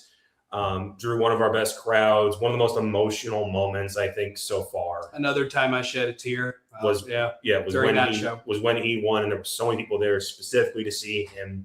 There was a sign in the crowd for that show that said, "If Colby loses, we riot." Very so good. Very reminiscent of the 06 one night stand. It was awesome. Yeah. And then Undeniable, we followed that up with the women's tournament.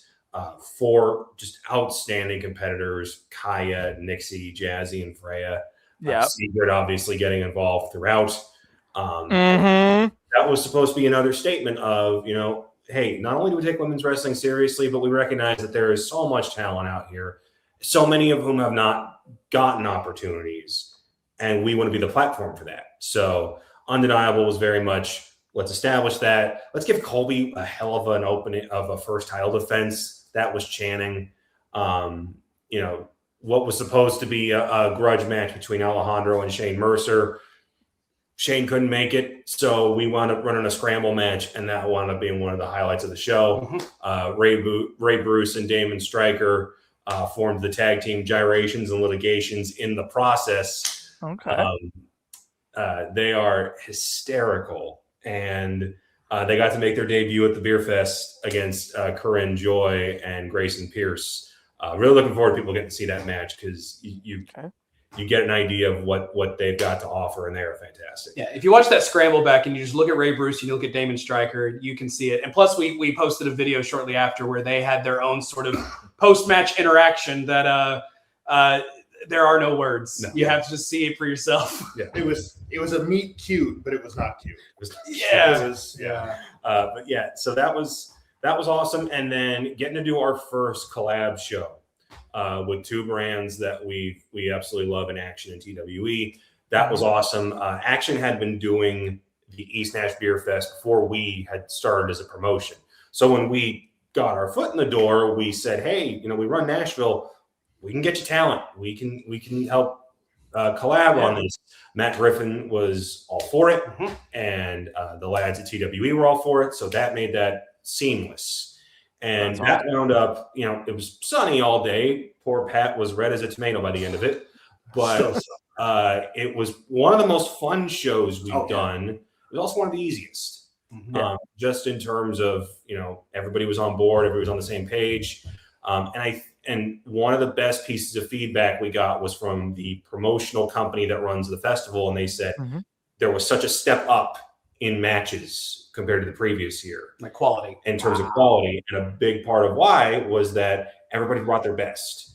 And there were these little moments where, like when Colby walked out with his championship, we didn't have entrance music or any kind of staging. So they literally just had to walk from the crowd would part, they would walk into the barricades, and that would be it. And there was just this buzz when Colby kind of emerged where we just went, oh, and then just got louder and louder, and the energy just kept building throughout his match with KC Opens, and it was just so much fun. And it really just shows that, there were 2,000 people there. And it wasn't like so many of these festivals where you just go, oh, there's something in the background over there. Let me enjoy my beer. No, when a match happened, it was like gnats. They would all just no way around the ring, and they'd be locked in until the match is ended. Yeah. And that was just such a cool moment of, we've got something here, because even the people that didn't know who the hell we were were invested by the end. Yeah. And the people that had heard about us or were fans and had paid a ticket to come to the festival, they were all satisfied by the end. Yeah. So it was just an awesome experience. Can't wait to get the footage up for that. And then, that kicks off. Well, let's also not forget that's where we crowned our tag team champions. Yes. They were so our inaugural tag team titles were at that show. At the East Nash Beer Fest, where the Royal Prestige won against the Good Hand. Yeah. So, which at that event is where they called their shot for the tables match. So, unfortunately, that'll have to be put on pause. But you can bet that it'll happen down the line. Yeah. But a big part of why we wanted to do the match was we wanted to take this summer, and we gave it a branding. It's called the Summer of Symphony 26. What we wanted to do was we've got a couple of venues that will run consistently. For us, our home right now is East Side Bowl in East Nashville. Yep. If you don't know that we're running, you're not going to know the show is happening. We'll advertise. We advertise on radio. We've done TV spots, billboards. We've done billboards. We poster. We've got 200 plus businesses that will put up our poster around the Middle Tennessee area. Yeah. Hard on socials. If you've ever followed us, you've seen the graphics. Bless you, Huerta. Your graphics are amazing. We do everything we can to make sure that you know who we are and when we're running. Absolutely. But there's always going to be people that don't. Yeah. There's always going to be that sphere of awareness that you have to find different ways to expand. Mm-hmm. And one of the ways we want to do it this summer is do more outdoor events at big events so that you can just stumble across this and be like, wait, what's that? Wrestling? That sounds awesome. $10 for a ticket. Let's go. So we did the East Nash Beer Fest. We're doing the Music City Fit Expo at the Nashville Fairgrounds, which, if you know anything about Nashville, that is where Nashville wrestling history was born and bred. We're running a free show a block from Broadway. If you know anything about Nashville, you know that's where all the tourists go. So to have a free show and this very cool open air venue that's owned by Old Smokey and Yee Hopper, that is going to be so much that's fun. the July 6th show, right? June 6th is the Fit Expo. July 11th is the free show. Okay. So anybody coming to Nashville that Saturday afternoon, you're in for a treat. It's stuff like that. And we've got more shows to announce for later in the year. Similar, where we're just trying to get our name out there. And we're trying to put on the best shows possible in front of the most people possible, so that when we go back to running our normal shows in our indoor venues, people know who the hell we are and what we're about and why you should go. Yeah. There's a lot to dissect. Well, one of the things that really kind of resonated to me kind of came at the beginning of that, where you talked about taking January off because people just recuperating finances, and I think there's a lot of businesses out there that just don't grasp how hard the holidays can be for people these days. Mm-hmm. So for there to be a company that gets that and be like, look, we're just take a minute, get your finances in order. Did the thought occur to you, because I've seen a few different businesses do this type of thing, did maybe the thought occur to you to just, hey, pay what you can for a ticket? If all you can spare right now is $3, $3 will get you a seat. If you can spare $5, $5. If you can't spare anything, hey, we still got a show. I understand free probably isn't ideal because you still got to pay talent and everything, but just like whatever you can donate to the cause, because we understand times are hard for you, but we still want to give something back to you. I'll say we are an industry town, and since we run these venues, we're kind of often at the mercy of ticketing entities. I mean, our first shows were at the Brooklyn Bowl, which is a Live Nation venue, so we had to sell through Ticketmaster, and we had to sort of grin and bear it for a lot of those in terms of dealing with that ticketing aspect.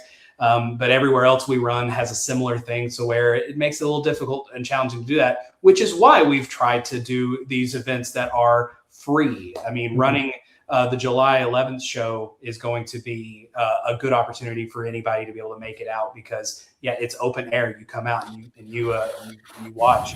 But we understand things are, times are tough. And so we try to be as mindful of that as possible. But like you said, it is, we do still got to pay talent, right? We also don't make sure that any of those, don't go without either because we're asking a lot of them.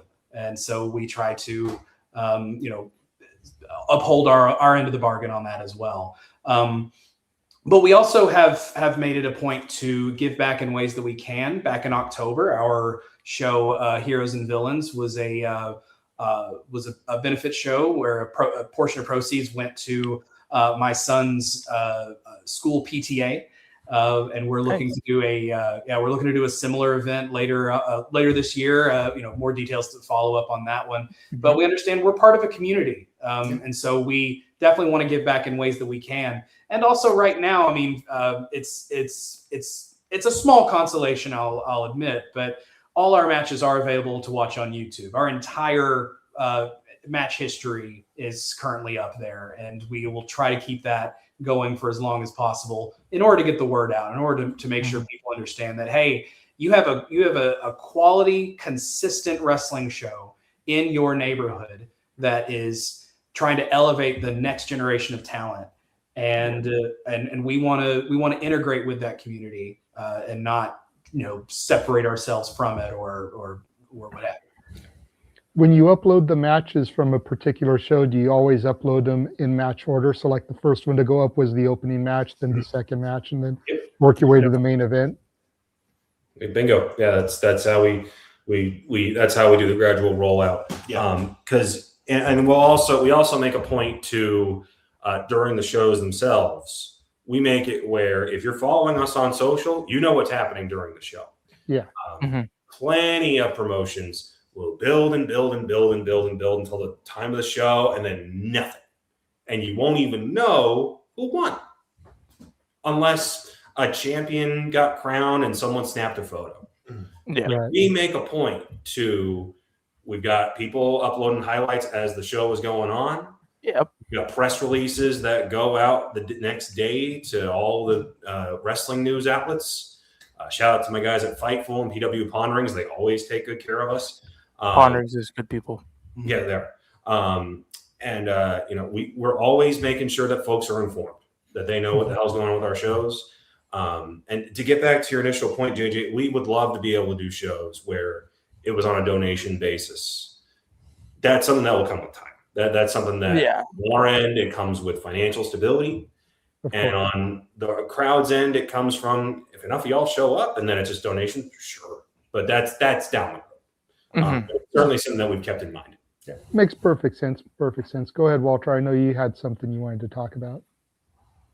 Yeah, I just wanted to know. I know we're only in April, but what do you want people to remember most about the first year of Pro Wrestling Symphony and keeping? I know you guys got all this other stuff coming up, but if you're reflecting on that first year, what do you want people to remember the most and looking forward to in the future?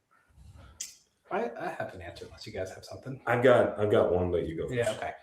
I think for me, the way I'll answer this is I kind of want someone by the end of 2026 or the start of 2027, I want someone to say, man, I can't believe I missed all these shows back in 2026. Yeah.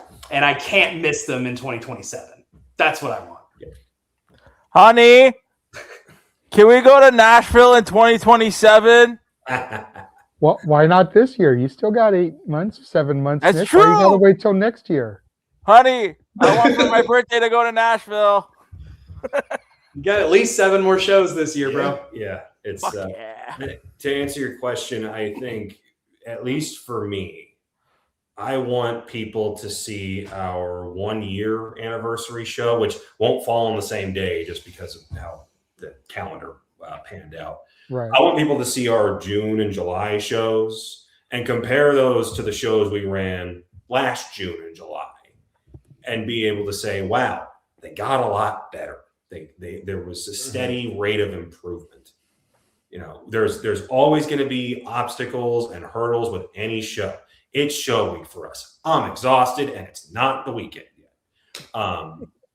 But we always make a point to see what we did, see what worked, see what didn't, pull back on what didn't, improve what did, and then make it so that the next show is even better. That's what we're always trying. We don't try to take months off in that, this show doesn't matter as much. No, we try to make every show feel like it's must see. Mm-hmm. So more than anything, I want people to be able to look at what we do in the summer of 26 and say, damn, they got better than 25. And then in 27, be able to say the same thing again. Because as long as we're showing steady signs of improvement, then we're growing. Then we're evolving as a company. 100%. Because the last thing I ever want to do is just clock in for a show and that be it. Yeah. Well, yeah. I mean, you definitely don't want to stand there and look a year, back at your first shows and be like, we're doing the exact same thing. We haven't improved at all. Yeah. That's the last thing you want. So if you can sit there at the end of that show, June, July, and be like, can you believe how far we've come? Then that's a good feeling. Be like, now how can we get even further next year? Yeah. And I think we're doing a good job of getting the word out. We're growing our audience slow and steady.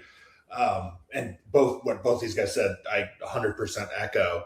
But I think a big thing that I would love to see by year 2, year 3 is I want Symphony to be a destination for talent. We're already getting people reaching out to us that we never in a million years would have thought would ever even heard of us, but are reaching out asking about bookings.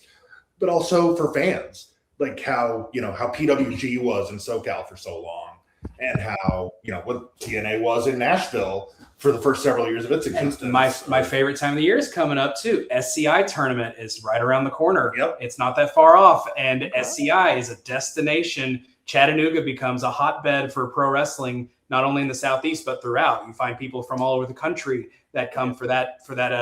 It's a weekend-long event, and it's a 2-night SCI tournament, but there's more shows around it as well. And so we want people to think of us in that same breath. Yes, yeah, exactly. Like Nashville's already a tourist town. When we first started, one of the things that we talked about was we wanted to be an alternative to Nashville entertainment. And I think that's kind of still the ultimate goal, is that we want to be like,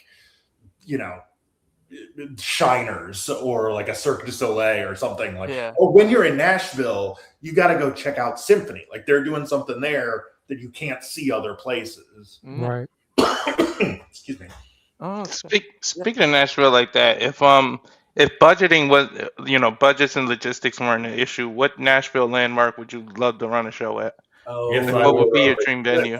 The Symphony Center. The Skirmahorn Symphony Center downtown would be awesome.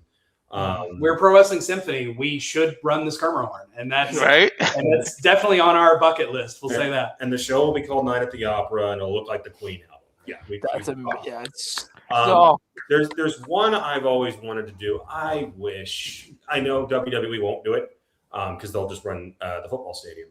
I don't know how big of football fans you guys are, but a few years back, the NFL draft was hosted in Lower Broadway. The stage was at the end of the street. The crowd swarmed all the way back up the street. So the backdrop of the draft itself was this neon emblazoned road. And I have always wanted someone to run a wrestling show at the base of Lower Broadway with Broadway itself as the backdrop. That I would think be that's pretty awesome. New Year's Eve. You ask, if budget were no concern, that's pretty high budget. Yeah, exactly. We would back up the Brinks truck to a lot of people to make that show, must see entertainment. Yeah. But that's pie in the sky, and there are so many awesome venues here in town that we still haven't gotten a chance to run. The Municipal Auditorium, where Steamboat and Flair had one of their classics. That seats 10,000. That's housed multiple AEW Dynamites and Ring of Honor events. Ric Flair's last match pay-per-view was there. That was there too. Yeah. Oh, I asked it like that so that we could put that energy out there and manifest it, so that we can get that spot's out there. Bridgestone is obviously that's where AEW and WWE go. The Pinnacle just opened. The Truth just opened. These are Live Nation venues. There's really cool outdoor spots we've been trying to get our foot in the door on running. There's at least one that we've gotten something of a thumbs up on for 2027 that might be like our marquee event of next year. If we can make it happen, yeah. There's and there's no if. There's no if, Rory. There's no if. No, that's just it. Well, and that's the other thing. We're in an embarrassment of riches when it comes to places to run in Nashville. I mean, it is an entertainment city. One wacky one that I think could actually work because I've envisioned it. Which this is also a thing we all do now. We go anytime we're in a big room, we're like, all right, where can I put a ring? Is the ceiling high enough? Does this make sense? Do we get more lighting in here? Yeah, but you could very easily fit a ring and all the necessary fixings for a show in the main atrium of the Country Music Hall of Fame. Ooh. And that building is the front of that building is a wall of windows overlooking downtown Broadway with a skyline all right there. And I mean, just getting a hard cam shot from that would be magical. So yeah, we've got some fun. We got some fun thoughts, and that's not all. Like there's plenty of other options out there for us and some we probably don't even actually know about yet, right? Yeah. But that's the beauty of the place that we're in, is that we keep finding enough people that want to make things like this happen. And the more we grow, the more opportunities we get to do these incredibly cool and unique things. Yeah. Like sky's the limit for you guys. Sky's the limit.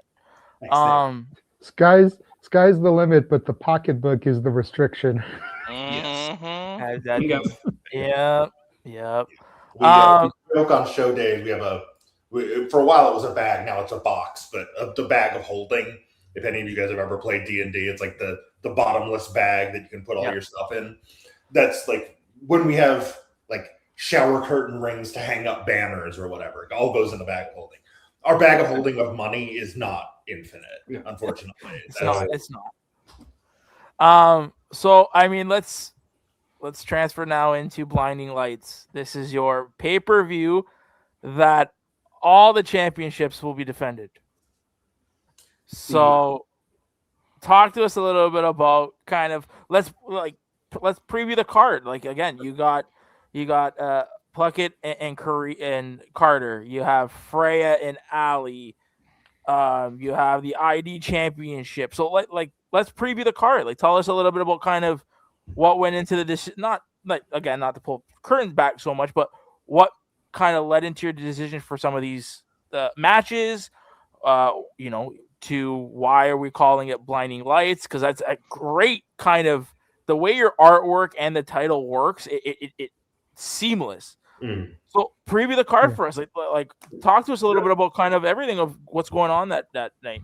And just real quick to piggyback off what Nick's saying is like to his point, we don't want to pull things back too far, but we do want to try and let people inside the mind of a booker and like kind of what goes into some of your creative decisions without giving away all the aura. Sure, for sure. So for us, May we knew it was going to be the first show where we would have every champion available. As we crowned Colby in February, we crowned Freya in March, we crowned the tag champs at the Beer Fest. So we knew that May was going to be the first show where you could have every championship be defended. Yeah. And so we started from that point. The ID championship was something that we had been going back and forth, being like, okay, can we do this?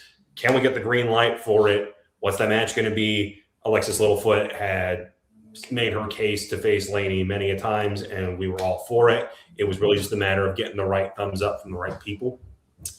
So when we said, well, if we can have 4 championship matches, let's do it. So that was that. And then as far as the name goes, you'll notice if you've seen our artwork and our different I'm trying not to rip the posters. You'll notice if you've seen our artwork, if you've seen our show names, you know that we always try to tie it back to music in some way. So this is actually The Weeknd reference to his Blinding Lights album. And we thought it tied in well with, you've got all this gold around, it's almost blinding. So that was kind of the hook. It's also our first night show. Yes, that's the other thing. Oh, one of the things that we were kind of forced into it when we started was we were running Sunday matinee afternoon shows. It had its advantages, but at the same time, we knew that as long as we stayed on Sundays, our crowds were capped in a certain capacity. We knew that people associate wrestling and going out to see local wrestling with Fridays and Saturday nights. They don't think that way about Sunday. If you're religious, you're thinking about church. If it's the fall, you're thinking about football. And if you're neither of those things, you're thinking about rest. You're thinking about, hey, it's my day off. I'm not going to go anywhere or do anything. Fridays and Saturdays, it's, hey, what are we doing? What's happening? What shows are going on? That's where we slot in here. So all those things go into this one.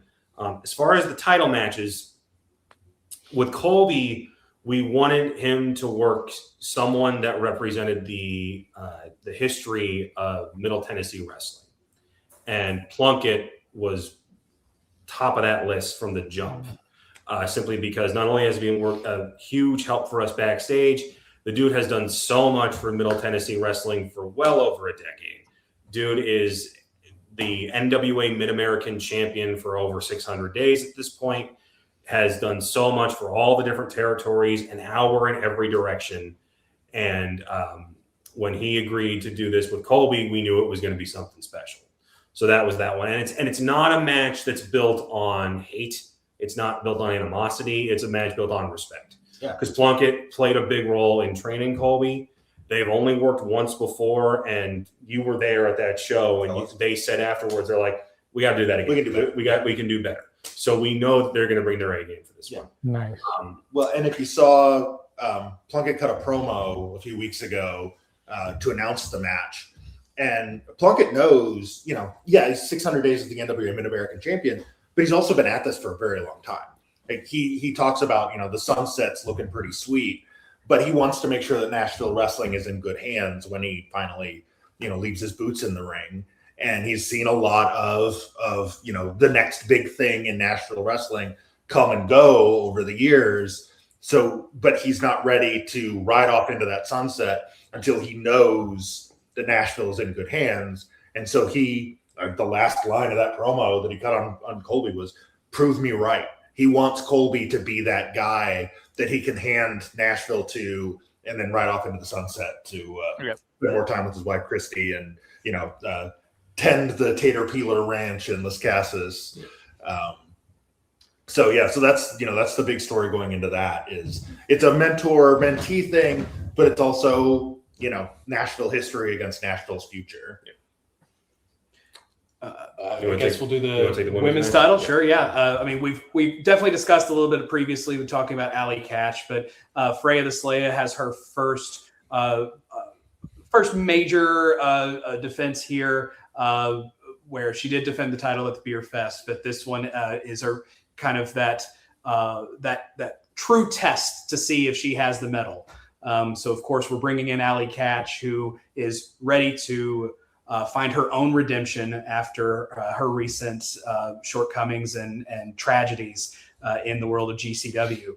And again, it's a homecoming for Allie Katch in a way, who made her name in Southern Underground Pro for so many years. And also I think this is the first time match, isn't it? For the two of them. Yeah. First time ever, Freya the Slayer versus Allie Katch 1-on-1. And I think fans are just going to be absolutely blown away by what you can expect from these two. And this isn't necessarily peeling the curtain back, but hey, we mentioned that we like to book shows that we would want to see, and absolutely, I would want to see this match more than anything. Allie Katch I would argue, is probably the most recognizable, or the biggest star who has never appeared or has never had a full-time roster contract for one of the TV companies, right? Like, I would argue that as far as the women's wrestling is concerned. And so you either have a tale of new redemption with Allie Katch, or you have the biggest feather in the cap for Freya the Slaya. And either way, history is going to be made. Yeah. And these are also, as far as the match itself goes, these are two women who really enjoy just beating the crap out of people. Like Freya has made a career out of it with us over the last year. She's other than Kaya, every person she's been in the ring with, she's towered over. She's been so much stronger than. And then in comes Allie, who has made her name, getting beaten and bloodied with, the Tremonts and the Kogars and Effie. She's not afraid to take a beating and to give one out. So it's a hoss fight in the women's division, and there's not a lot of places on the independent scene where you can get that kind of just physical, just two beefy ladies beating the crap out of each other. Yeah, who doesn't love that? Was there ever any thought into running Freya and Kaya back, considering they had met in the finals of the tournament, but obviously they had a couple of matches. If you followed us as we were announcing the show, we initially had Kaya versus Sigrid because Kaya saw what Sigrid did, and as everybody else could, and said, before I go back to Freya, I got to handle business here. Unfortunately, some scheduling conflicts got in the way. Sigrid's now taking on Ravenna Vane, an opponent that she's asked us to bring in, someone that's been on our radar for quite some time. So we're just looking forward to that one being a fun one. Regarding the other two title matches, Royal Prestige was supposed to take on the Good Hand in this grudge match. It was going to be a tables match. It was going to be big, physical, and that had to, unfortunately, be postponed due to some unforeseen circumstances. So we needed to pick another established team. And when you talk about tenure, when you talk about how decorated they are, the Carnies and Southern Tag Team Wrestling go like this for the last, I think, 13 years. Yeah, that's how long they've been at this. So, two guys who have held tag gold wherever they've been, they're going to do everything they possibly can to get these two beautiful championships away from these two young bucks. Spoil the fun. For the Royal Prestige. So that's that one. And then with the ID championship, we've obviously talked about the history. Both in front of the camera and behind the scenes, Littlefoot has been pushing so hard to make this match a reality. For Lanie Luck, what I find interesting that in so many other territories, she's the hero. She's the defending champion. For some reason, Littlefoot's someone she wants no part of. And you saw it back in February when Shazza McKenzie got involved.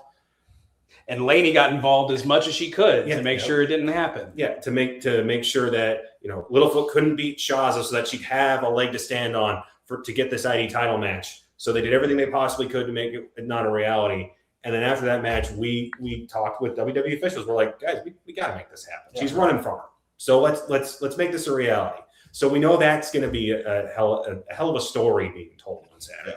We literally got the text from WWE actually, I think we were waiting for a show to start when I finally got the text confirming from WWE saying the match is to go. You can start advertising it. Yep. And then for the rest of the card, Ray Bruce. Sorry to cut you off. I think you teased that to Walter and I when we were hanging out with you guys because you were saying how you just got some kind of announcement that was going to be made, but it wasn't you that was going to make the announcement. Yep.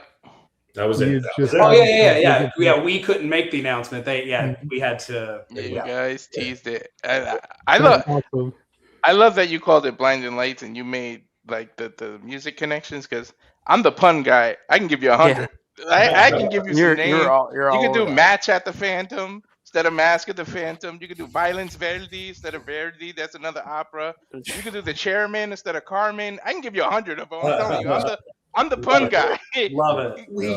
We legitimately have a spreadsheet where we just throw album titles in that we think could make good wrestling show names that we've been pulling from since day one. Yeah, and then what's funny is we picked Hot Fuss for one of our shows last year. It's a Killers album.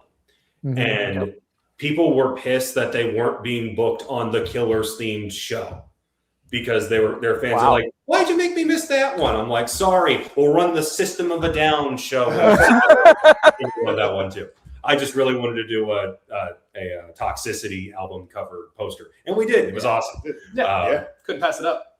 Don't forget about so we have 4 title matches on this card, but we do have a champion in a different promotion making their debut for Pro Wrestling Symphony as Hunter Drake challenges Adrian Thomas. And longtime fans will know the Crocodile has a lot of momentum and a lot of fan support in Pro Wrestling Symphony. Hunter Drake is brand spanking new to Symphony itself. And so I'm sure he's going to want to make a big statement going up against one of the semifinalists in the men's championship tournament in Adrian Thomas, who also is coming off the back of a huge win over Tim Bosby back at Undeniable. So that one is going to be one to watch for sure. We're thrilled to have Hunter Drake. He's another one of those. We're so blessed, and I think you guys understand this as from doing what you do, that there's an insane number of incredible talent in the independent wrestling scene.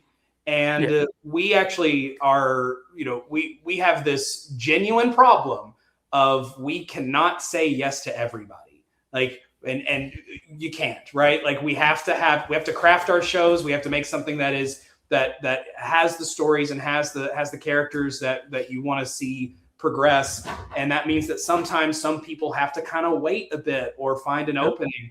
And Hunter Drake is one of those names where we've definitely been trying to find a way to bring him in a big way, because I mean he's got everything, and so we finally found a way to make it happen. And what better opponent to start out with than the Crocodile?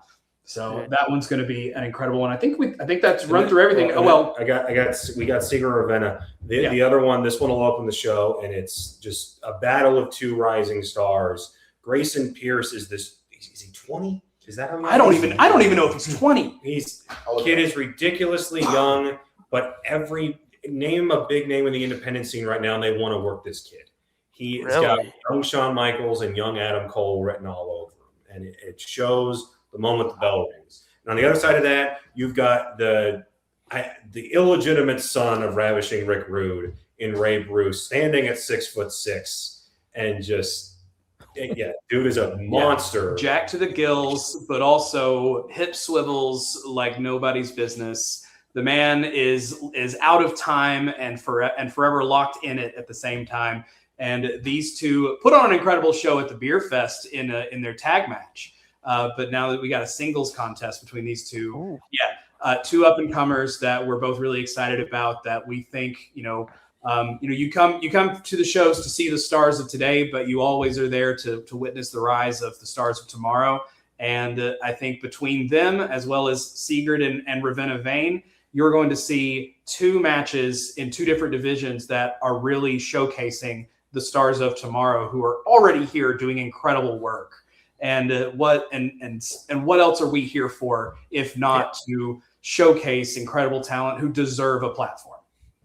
Well, if this Grayson kid is everything that you guys say he is, then I'm going to be looking forward to seeing that match. And I'm already fantasy booking him against Jordan Oliver. Oh, that'd be fun. That would be I would love that. He's 23, by the way. Oh, he's 23. Okay. He just turned 23 this week. Yeah. I made him pop with that. Yeah, I remember having a conversation with him not that long ago where he had to reveal that not only did he not remember 9/11, he wasn't born yet. So that just hurt. But yeah, it hurt your knees. Yeah, it did. It really did. Yeah, we got some younger correspondents with us, and they say things, and it just reminds us all of a sudden. I remember my knees hurt or my back starts hurting just hearing some of the stuff they say. They say something like, "My first Nintendo console was the Wii U," and you're like, "Kill me." Put it to you this way: I got approved for a press pass for the local Comic-Con in the middle of next month. There's a Beverly Hills 90210 panel. My girlfriend wasn't even born when 90210 first hit the airwaves. And I'm like, oh my God, that's right. You were born when they were graduating high school. Well, I mean, listen, we previewed the card. You guys talked about all the talent on there. I want you guys, and we've done this for a couple people, for the talent, hopefully some of the talent that are going to be on the show is watching this. What kind of message or what kind of rally pump up kind of speech can you give these talents that are watching this right now, to speak to those talents that are watching this right now, that are on that show? Give them some, because this card is in a couple days. So it's what do you got for these guys? I said this earlier, and I think it still rings here, and I think I can certainly. We are blessed to have an insane depth of talent to choose from, which means the people that we are bringing you on these shows, we have every bit of faith in that they are exquisite talents, and we know that given enough time, enough exposure, enough opportunity to shine, every single person on this card is going to do exactly that. And it could be May 2nd, it could be June 6th, it could be July 11th, it could be September 23rd, 2034. And I would still say the exact same thing, that every card that we have for Pro Wrestling Symphony is going to be chock full of talent that we stand firmly behind 100%. And at Blinding Lights, you have the opportunity to see 4 title changes, possibly, right? That is 4 opportunities for someone to be propelled to the stratosphere and reach new heights that they haven't seen before. And everybody else on that card has an opportunity to upstage all those title matches and leave people wanting to see more of them and outshining that. And so you got to put them on the biggest stage at Blinding Lights, May 2nd. Opportunity is a big part of that. I think that's a great word, because every person that walks into that building, fan, wrestler, whatever, for a lot of the fans, we have dedicated fans that are at every show that we recognize when they walk in. Like, oh, hey, they always go to the same spots in the GA. They go stand by the bar right by the entrance. We love those guys. But there will be people that have never seen these people before. There will be people that have never seen wrestling before, that are getting dragged by a friend, or that just didn't have anything else to do on a Saturday night. This is such a great opportunity for a Ray Bruce, or for a Grayson Pierce, or a Ravenna Vane, or an Alexis Littlefoot, or somebody to become somebody's favorite wrestler. Somebody's like their guy. Like, so many of our fans are Colby Carter guys. Like they wave the fat heads when he comes out to wrestler. They've got the if Colby loses we riot signs. Like, wrestling fans like imprint on wrestlers that they love. Like they're, penguins at the zoo. Like that's just a thing fans do. And this show, and I'd like to think all of the Symphony shows, are an opportunity for that to happen, for you as a wrestler to connect with that person there who is then going to follow you until you're on TV every Monday night, every Wednesday night, every Friday night, whatever. They're going to be able to say, oh, I was there. I was there in Nashville. I saw that match they had with Sigrid, or with Grayson Pierce, or Ray Bruce, Colby Carter, Freya the Slaya. And that's going to be a point of pride for them, just like it should be for you as the wrestler, that you got to make that moment for them. I 100% echo what Pat's saying here. Connection is key, especially at this level. I've told the story a couple of times, but the first GCW show that we covered was Spring Break last year, which was the night that Jordan returned and formed Bust and the Brain with Alec, and they won the titles. So I've been connected to those two since we covered that event and been following them closely, to the point that when they did the Limitless show earlier this year and MJF offered them the contract in the ring, made them all elite, I shed a tear, because we've been connected to those guys so intensely since that moment. It's like seeing those guys that you invested in make that big jump to the point that Pat was just saying and making. It's the same for music, right? Like, to me, I see so many connections in music in that way, that the stereotypical hipster that everyone likes to make fun of is the person that says, I was into something before it was cool, right? And this is that like heart and soul of that, when it's not about trying to one up somebody or seem cooler. It's about having that blessing of being able to say, oh yeah, I've been there from the beginning. And so then every step that you see after that is that much more impactful, that much sweeter, and that much more enjoyable or emotional, because you were there early on. And now more than ever, we need opportunities for especially children and families to be able to make it to shows and get invested and find those heroes, because ticket prices are expensive for some of the bigger shows. So our shows are always all ages, because we absolutely want to be able to introduce someone to their new favorite wrestler and move forward. And you know, my son still asks about wrestlers that he's seen on our shows. You know, he asks about Colby Carter, and he wears Kaya McKenna's hat. Like and he's only ever been to, the only live wrestling he's ever attended has been at Pro Wrestling Symphony. And so for him, this is the biggest promotion in the world. This is the people that matter. And, you know, that's all you could ever ask for from doing a show like this, is being that person, that hero to someone, or that villain. 100%. You know, I feel like we've probably touched on this a little bit throughout the entirety of our 2 hours, but we did say we were going to put a pin into it and what goes into defining your identity. You know, there's a lot of different things. You know, you talk about it being all ages. You talked about how you guys originally were Sunday matinees. You talk about the importance of the music, like what goes into all the different elements, and where did the conscious decision, you know, who like contributed what, if you will, to creating that identity that is Pro Wrestling Symphony?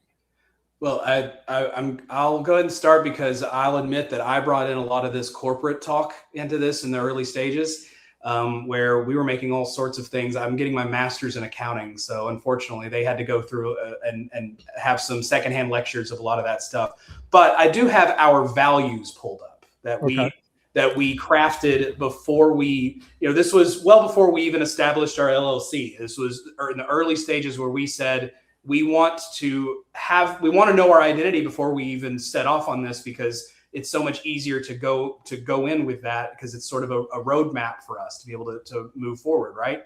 So for us, we have 5 key values that we've really crafted. Number 1, pro wrestling is for everyone, and we've discussed that, you know, ad infinitum at this point. Where our very first match for our very first show was a women's tag match, because we wanted to emphasize that we care about both women's wrestling and tag wrestling, and dogs, Walter. And I swear he does this every interview. He just like senses it's coming to an end and interrupts. Like, I don't know why he does that. And our number 2 value is Nashville deserves a great pro wrestling product. And that one's a bit more centrally located for us, but we believe in it. I mean, we live here, we call this place home, and we don't see that as there's not a home promotion here in Nashville that really has given that kind of quality and consistency, and we wanted to be that. Number 3, larger than life presentation is a must. And one of the questions you guys asked earlier was about how we determine who, you know, what talent we want to bring in, or who we have our eyes on. And it's that larger than life presentation that really puts someone over the top for us. Because you can be a great wrestler, but if I don't care, if I don't know who you are, then am I really gonna be that interested, right? Number 4, a pro wrestling company should be run with integrity and accountability. Kind of speaks for itself. Yeah, gonna let that a second. Yeah, I say a lot of places don't have that as a value. You know, not to speak ill of other companies, but you are always hearing these horror stories. That was one thing we wanted to make sure we avoided. It goes back to what we were talking about earlier about surrounding ourselves with good people.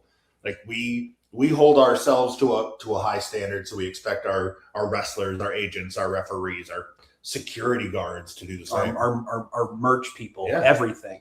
And then number 5, along that same line, professionalism is expected both in and out of the ring.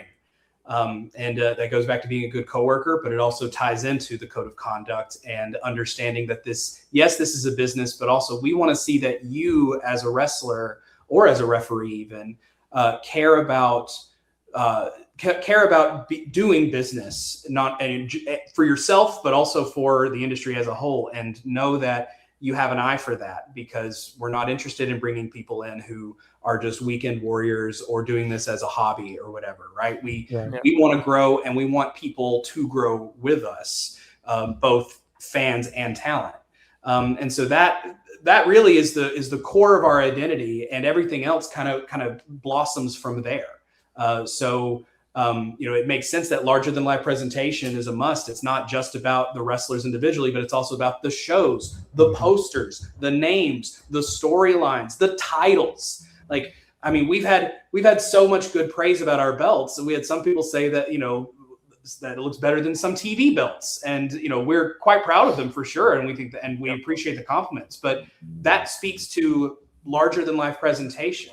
And it also goes into the kind of another notion that's sort of an underlying thing throughout is if we don't care about our show, why should you? And so that's why we put every bit of effort into our show top to bottom. And we care just as much about the curtain jerker as we do about the main event in terms of who is it, what are they doing, and what story are we telling, or where are we leading with this? And that's who we are. Our goal, I think it's an unstated goal. I don't know that any of us have ever actually said it in one of these meetings. Nothing should ever just happen on a symphony show. There's got to be a reason for everything. Even if it at first glance is just two guys having a match. It's like, okay, well, in 3 months you'll remember this just a match that happened. Yeah. If we're doing our jobs right. Right.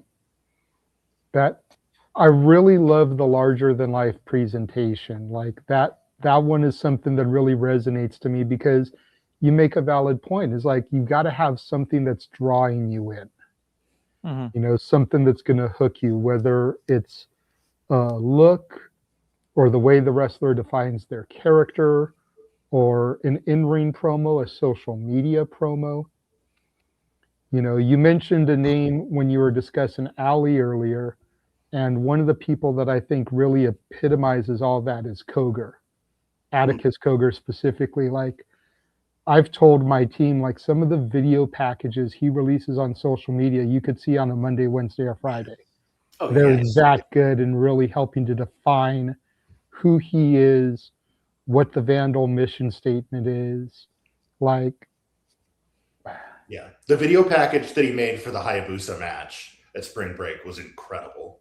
Yeah, so good. Yeah, and that's the level of dedication that we, certainly look out for, right? And I realize that people only have so much time, effort, resources, but there's a way to make it happen, and even if it's just going to a unique location to cut a promo instead of doing it in front of a green screen or in your car, that's at least something that you've done differently to make me look and to make me pay attention. Yeah.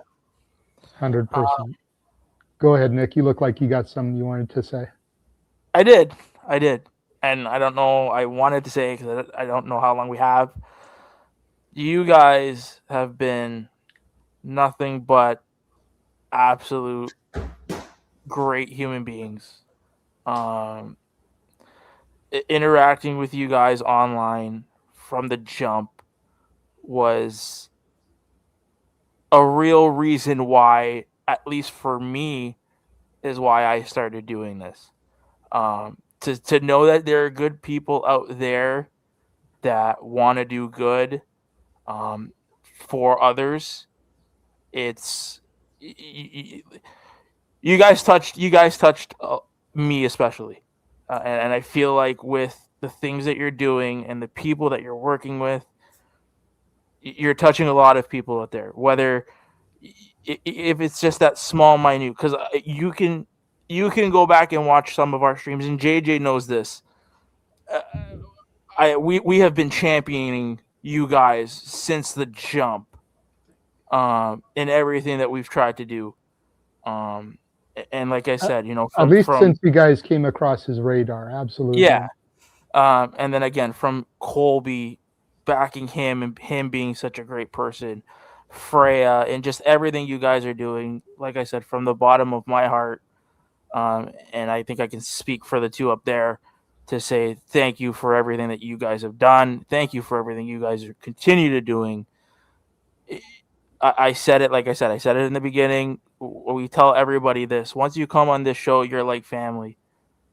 But I felt that you guys have been like family since the moment we've all been doing this. So from the bottom of my heart, like I said, thank you guys so much. And I really have gratitude for you guys and hope nothing but absolute success. And we're gonna be championing you guys from here on out. So just thank you for everything. Bottom of my achy breaky heart. Thank you. There you go, buddy. From the bottom of my achy breaky heart. And thank you for bringing something different to the world of wrestling, because I really can see that you guys are trying to bring something to really stand out from the other 532 independent wrestling companies that are scattered across the states. You know what I mean? And, it's an exaggerated number, but you get where I'm coming from. Not by much. But it's always good to see something that's a little bit different, and it comes back to that larger than life presentation. What are you offering that I can't get elsewhere? Yeah. Mm-hmm. And I really think that you guys took that to heart to try to craft, your identity and your values, like Rory read off there a moment ago. So yeah, we wish you the best, and we just hope you continue to crescendo. See, I can't help myself with the puns. Now we just need Pro Wrestling Symphony in Canada. Just saying. I'm just saying. Before we wrap things up, you've got to get your trademark question. Are we doing it? Here. Okay, fine. Let's take it home, bro. Okay. So we've already kept these guys for almost. I know. That's why I'm trying to We've got 3 answers here, so. Right, and they're on East Coast time. Remember that? Exactly. We're in Central. It's only 9 Central. Yeah, the best time zone. Okay. No, you might be right. Okay, so the question we kind of usually ask people is, because I'm a foodie and I love food, I can't wait to try Tennessee food. Just saying, Nashville food is gonna be amazing. Big show coming up. I'm not saying by any nice, but in general, you got a big show coming up. What is the pre-show meal to get you guys? All right, my belly's full. It's time to go to work. So or post show, because a lot of the people we've had on here are I'm too nervous. The post is more likely because the pre we are running around with our hair on fire. So it is whatever the hell is available. Yeah. But what I will say, if it is pre, I feel like I'm the team mom, where I'm always the team mom, like I'm the mom of the team. And so I'm always setting a reminder to be like, hey guys, have we eaten? Have we done anything to put any sort of food in our bodies? Because Pat's gonna be in a suit and announcing the whole thing. Connor is the maestro in the back, and I'm somewhere either behind the booth doing the music or the ringing the bell or something going on. So we all have to be on our A game here, right? So we need it. So I will say, shout out my favorite place to go so far. Tower Deli in East Nashville, Tennessee. Some incredible sandwiches in a local spot. Love them to death. And a great, easy thing, right? You just go in, grab a sandwich, maybe a bag of chips, and then you can have one person run and grab it and take it, bring it back to the venue. So that would be the pre. But post is probably more important. Yeah. Which is El Fuego Mexican food in East Nashville. Nothing hits quite like a good margarita and some whatever the hell you want, burrito, tacos, carnitas, whatever the hell. Just give me something because there's such an adrenaline drop from once the show is over. And at the end, you're just like, I'm dead, even though I didn't bump. So why am I dead right now? But you are, because you've been on your feet all day, building rings, tearing down rings, setting up chairs, barricades, banners, getting full-grown men and women to go do this, that, and the other thing for you. It's a full day. Yeah. So nothing hits better than some good Mexican food. We need meat, we need cheese, we need rice, we need tortillas. Yeah. And those are the 4 main food groups after a show. So pre-show, your head's on fire. Post-show, something else is on fire. Yes. Yeah. Exactly right. Yeah. Exactly right. And at least in some combination of us has gone to get Mexican food with Freya the Slayer at some point after the show, and among other people. But you have to. Colby goes Colby and his family goes after every show. They always do the same thing. His 16-year-old son, they have to go to El Fuego after a show. Yeah. So it's the hit. So yeah, that's it for us for sure. But Nick, whenever you do make your way to Nashville, of course, hit us up for so many reasons. But buddy, I'm coming. We'll obviously give you the local spots to hit up for food. So 100%. So you can avoid all the tourist traps. You can get the real deal. Yeah. Honey, we're going to Nashville for some Mexican food and wrestling. One of our guys that covers the sports is from Tennessee, so we got to get him to you guys too. Oh hell yeah. Yeah, he lives in Sevierville. Oh yeah. Okay, yeah. I'm a direct descendant of the guy that town's named after, but we won't get into that. Mm-hmm. Right on. That's another conversation for another day. We've been telling them like, hey, we're going to be talking to these guys from Nashville Wrestling. Got to get you up there to see one of their shows. Yeah. So. You absolutely should. We brought in a lot of incredible talent from East Tennessee as well. Yeah. So probably not this show because it's too last minute for him, but hopefully June or July we can get him up there to you guys. Yeah. Yeah. He's our stat guy, so he'll come back with a lot of stats. What's question number 2, Nick? That was it. That was literally it. That's buddy, his trademark question is what's the pre or post show food like? We've had you guys here. Yeah, exactly. We've had you guys here for 2 hours, almost 2.5 hours. I think you guys are like, hey guys, let's wrap this shit up. And I know you guys were in the middle of a meeting, so like you probably still got some stuff you got to iron out. So we do. Yeah, a few things. Yeah, that's why. Might have to be looking at that run sheet. But hey, so guys, it's been a pleasure. But I'd be kicking myself if I didn't do this part. Follow us on social media, PWSymphony Live on all socials. If you're in the Nashville area or you want to come to the Nashville area and buy tickets, merch, whatever you want from us, PWSymphony.com. Where you can find it all. Follow them, guys. Yes, you beat me to the punch. I was just gonna, ask where they could find you guys. So I'm the marketing guy, so that's on top of mind.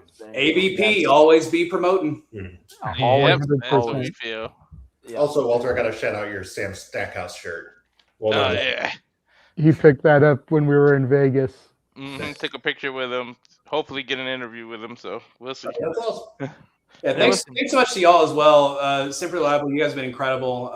So much like Nick, I just from the jump in our interactions, I can tell you guys just really care about this, and you're doing great work. And so we're thrilled to be on. So thank you very much for having us.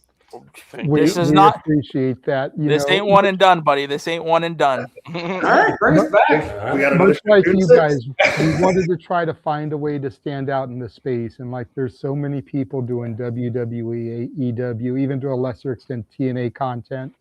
There's not a lot of people covering the independents. Sure. Yeah. So we've decided we're going to carve out that lane in the dirt road, and that's going to be our path, and trying to get all the people of the independents recognized, and having Ed Laredo on to promote Poder Mania twice going into Mania week, having Telly from Title Match Network, having you guys, trying to get Evan from Focus Pro to come on the show. We got the business card from the gentleman at Action when we were standing there talking to you guys at spring break. Rabbi Fine. A lot of the talent, Rabbi Fine from Second we had on the show. Nice. Yeah. A lot of the women heading into Poder, Kaya, of course, so that's just the lane that we've carved out, and it seems to be working for us so far, Yeah. Hopefully in time the numbers will grow just like you guys are growing. Yeah. But we appreciate the appreciation, guys. Absolutely. Thank you, fellas. I got you. Well, we will go ahead and let you guys go so that you can get back to your meeting. Thank you for giving us almost 2.5 hours of your time. Greatly appreciated. And we'll definitely have you coming on again to promote some of your other shows. Maybe we'll have you back in July promoting the free show that you guys are doing, trying to get some exposure going into that show. Sounds good. We love it. Yeah, boys. Love you guys. We'll talk to you guys. Thank you, man. Have a good one, guys. Yeah. Kaya just liked my tweet because I put, now that we're talking to them, we gotta get Kaya McKenna her rematch. She just liked it and retweeted it. Right on. I know she's gonna be like looking for that. This has been, like I said, it's been a whirlwind. Like this is one of the first that we've championed for, right? Like, and for this to happen, again, thank you to those boys. Nothing but genuine people. So you did good, kid. You did good. Hey, man, no, listen, this was the first one that you really championed and pushed for. You know, I did the legwork, but this was one of the first ones that you really were like started interacting with people and like getting that correspondence and what they're doing. Well, what they're doing is just, again, like hearing it from them and what they want to bring that's different than everybody else, you know, is such a breath of fresh air. And again, like I'm not saying it like they have really great representation and people holding their championships. You know, Freya and the tag team champions, but really to be spearheaded by, again, a gentleman in Colby Carter that has been nothing but respectful and kind in all these interactions. They got something really good. So if people in the Nashville area, if you're out there and you're listening to this, go check them out, because I said it in the beginning of the year. They're one of the promotions to watch this year. 100%. 100%. And again, that X is PWSymphony Live. All one word, PWSymphony Live. Yep. Follow them on X. You know, Blinding Lights, of course, this weekend, and then the other two they announced June and July. You know, if nothing else, get yourself to that July show. It is a free show. You have no excuse. Seriously. Like, I don't want to hear you saying I can't afford it. It is a free show. But yeah. And then hopefully you'll be so hooked that you'll want to go to the next show. Exactly. I can't wait to see if they take my match at the Phantom idea. And like, you know, we've been on the watch along kick, and with the connection to IWTV, thanks to the man underneath, we will be starting to cover their shows. You know, granted, they're not up there live. You just heard them explain what the April one, you know, they got to wait to get the video, get it uploaded and edited and all that good junk. So they're going to be retro watch alongs. But there's weekends and times during the month where there's no shows on the weekend, you know? No. And so to really highlight. We'll schedule those in there. Like, I know this weekend we've got shows, but the following weekend, the 8th and the 9th, there's no shows, no pay-per-view scheduled that week. If it's up by then, retro watch along one of those 2 days, whatever works with me and Nick's schedule. Like, we'll figure it out. Yeah. Because we want to start giving these guys the shine that they deserve. You know, again, 2.5 hours damn near. You take off the 7 minutes for the intro, because that intro is long as fuck. 2 hours and 20 minutes they've given us of their time. Yeah. During the middle of a meeting trying to get everything ironed out for their show this weekend. You can't ask for much more than that. No, you can't. It's just, it's something that we've said it before about, and this is the greatest part about this too, is we said this before about the interviews. These people are giving us their time. They don't have to. They can give it, and especially these guys, because again, PW Ponderings and Fightful, they can be giving their time to other people like you've said before, Sat, Meltzer, Alvarez, but they've chosen to come and give us their time. Mm-hmm. It's just good people attract good people. I say it all the time, and they are good people. Yeah, it's just there's not enough nice things to say. I've said it a couple times here the last couple weeks when it comes to my posts for Vandal 48. Game recognize game, real recognize real. Mm-hmm. They're pretty much in the same situation that we're in. Yeah. You know, we started the Simply Reliable Studios rebranding in August of 2024. We're almost 2 years as Simply Reliable Studios. They're not even a full year as Pro Wrestling Symphony. We just passed a year where we started really covering independent wrestling. Mm-hmm. We're literally on the same foot. You know, they're running shows, we're producing content. Yeah. You know, that's the primary difference. But we're pretty much on the same floor of this whole structure. And so that's why they give people like us the time, because they're still trying to get that name out to whoever will hear it. Yeah. You know, you made the point, Ponderings, Fightful. They'd probably have way more people watching than we do right now. 23 people watching our stream. They'd have a lot more people with eyes on that, but that may be 23 people that don't watch Fightful. That may be 23 people that don't read PW Ponderings. Yeah. That could be 23 brand new eyes to their product. Yeah. And they're really, like I said, they're all, you can tell that they love what they do. And that they really have the passion for this. 100%. So I think we would be remiss one more time not to thank Pat, Connor, and Rory for again giving us almost 2.5 hours of their time. Mm-hmm. You know, just a few days removed from their big show, Blinding Lights, which again we will be retroactively doing a watch along for once it hits IWTV. Mm-hmm.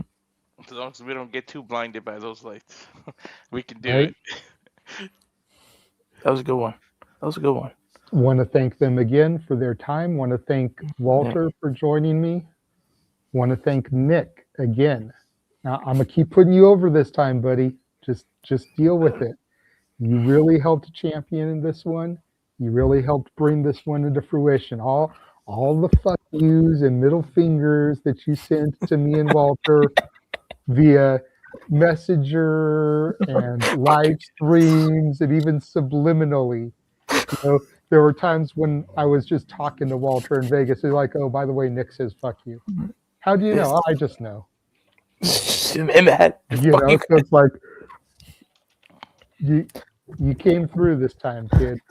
Oh, we got more coming. We definitely have a lot of things working. We have a lot of things on the go. 100%. But that being said, we are going to try to take the foot off the gas a little bit here with the interviews. Try to do it once a month to be sure, maybe twice a month going forward. You know, we don't need to be having interviews every week anymore. We're not rolling into WrestleMania. We don't need to give everybody and their mother a chance to get over.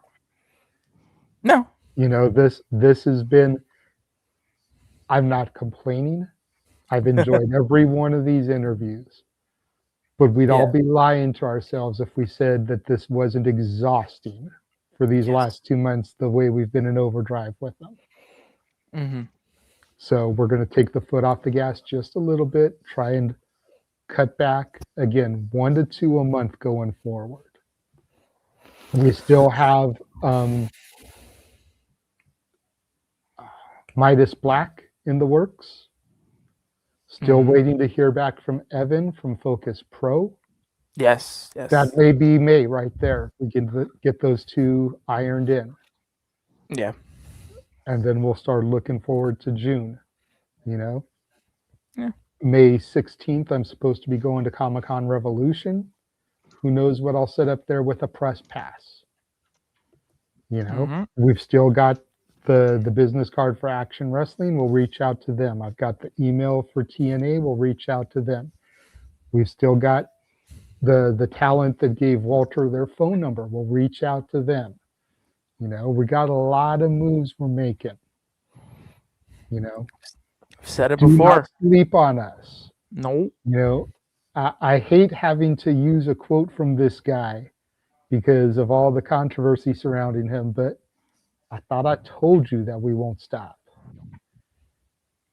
And we're just making those moves. We're making those moves. Again, to underline 2 different talents in Vegas. One gave Walter their phone number. One gave us an email address to contact for TNA interviews. If that doesn't tell you the moves we're making on this chessboard, I don't know what will. Yeah. Don't sleep on us. No. I've said it plenty of times. If you're not on this train by now, it's pulling out and it's pulling out. We're at the end of the track. So if you're not on board with what we're doing, if you don't want to be a part of this,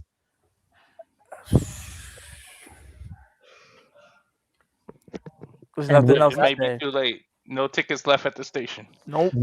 The train has departed the station. We are on the move at this point. You can't get on until we make our first stop. The train has left the station because trains always got stops they make along their way. Mm-hmm. So we have departed. Don't pull a me and drop JJ off at the wrong station either. To be fair, that was my bad because I didn't read. I assumed. But yeah, so on that note, we're going to wrap things up. Mm-hmm. Make sure you guys tune in on Friday. We will have a double feature of watch-alongs. Tomorrow, Walter will be doing NBA playoff coverage for the Celtics 76ers. Saturday, we have a watch-along, plus we've got Shenanigans. Sunday, I'm not sure about Sunday. Sunday, there is a watch-along scheduled, but it also depends on if it's live or if it's retroactive. We don't know, so it's kind of a play it by ear. This weekend, there will probably be more playoff watch-alongs as well from the Stat Boys, so just be on the lookout. Yes. Depends on who pushes their series to a Game 7 or not. Well, you just said that. Friday. What do we have on Friday again? We can talk about it off the air, Nick. Okay. Until next time. We'll talk to you guys later. Later.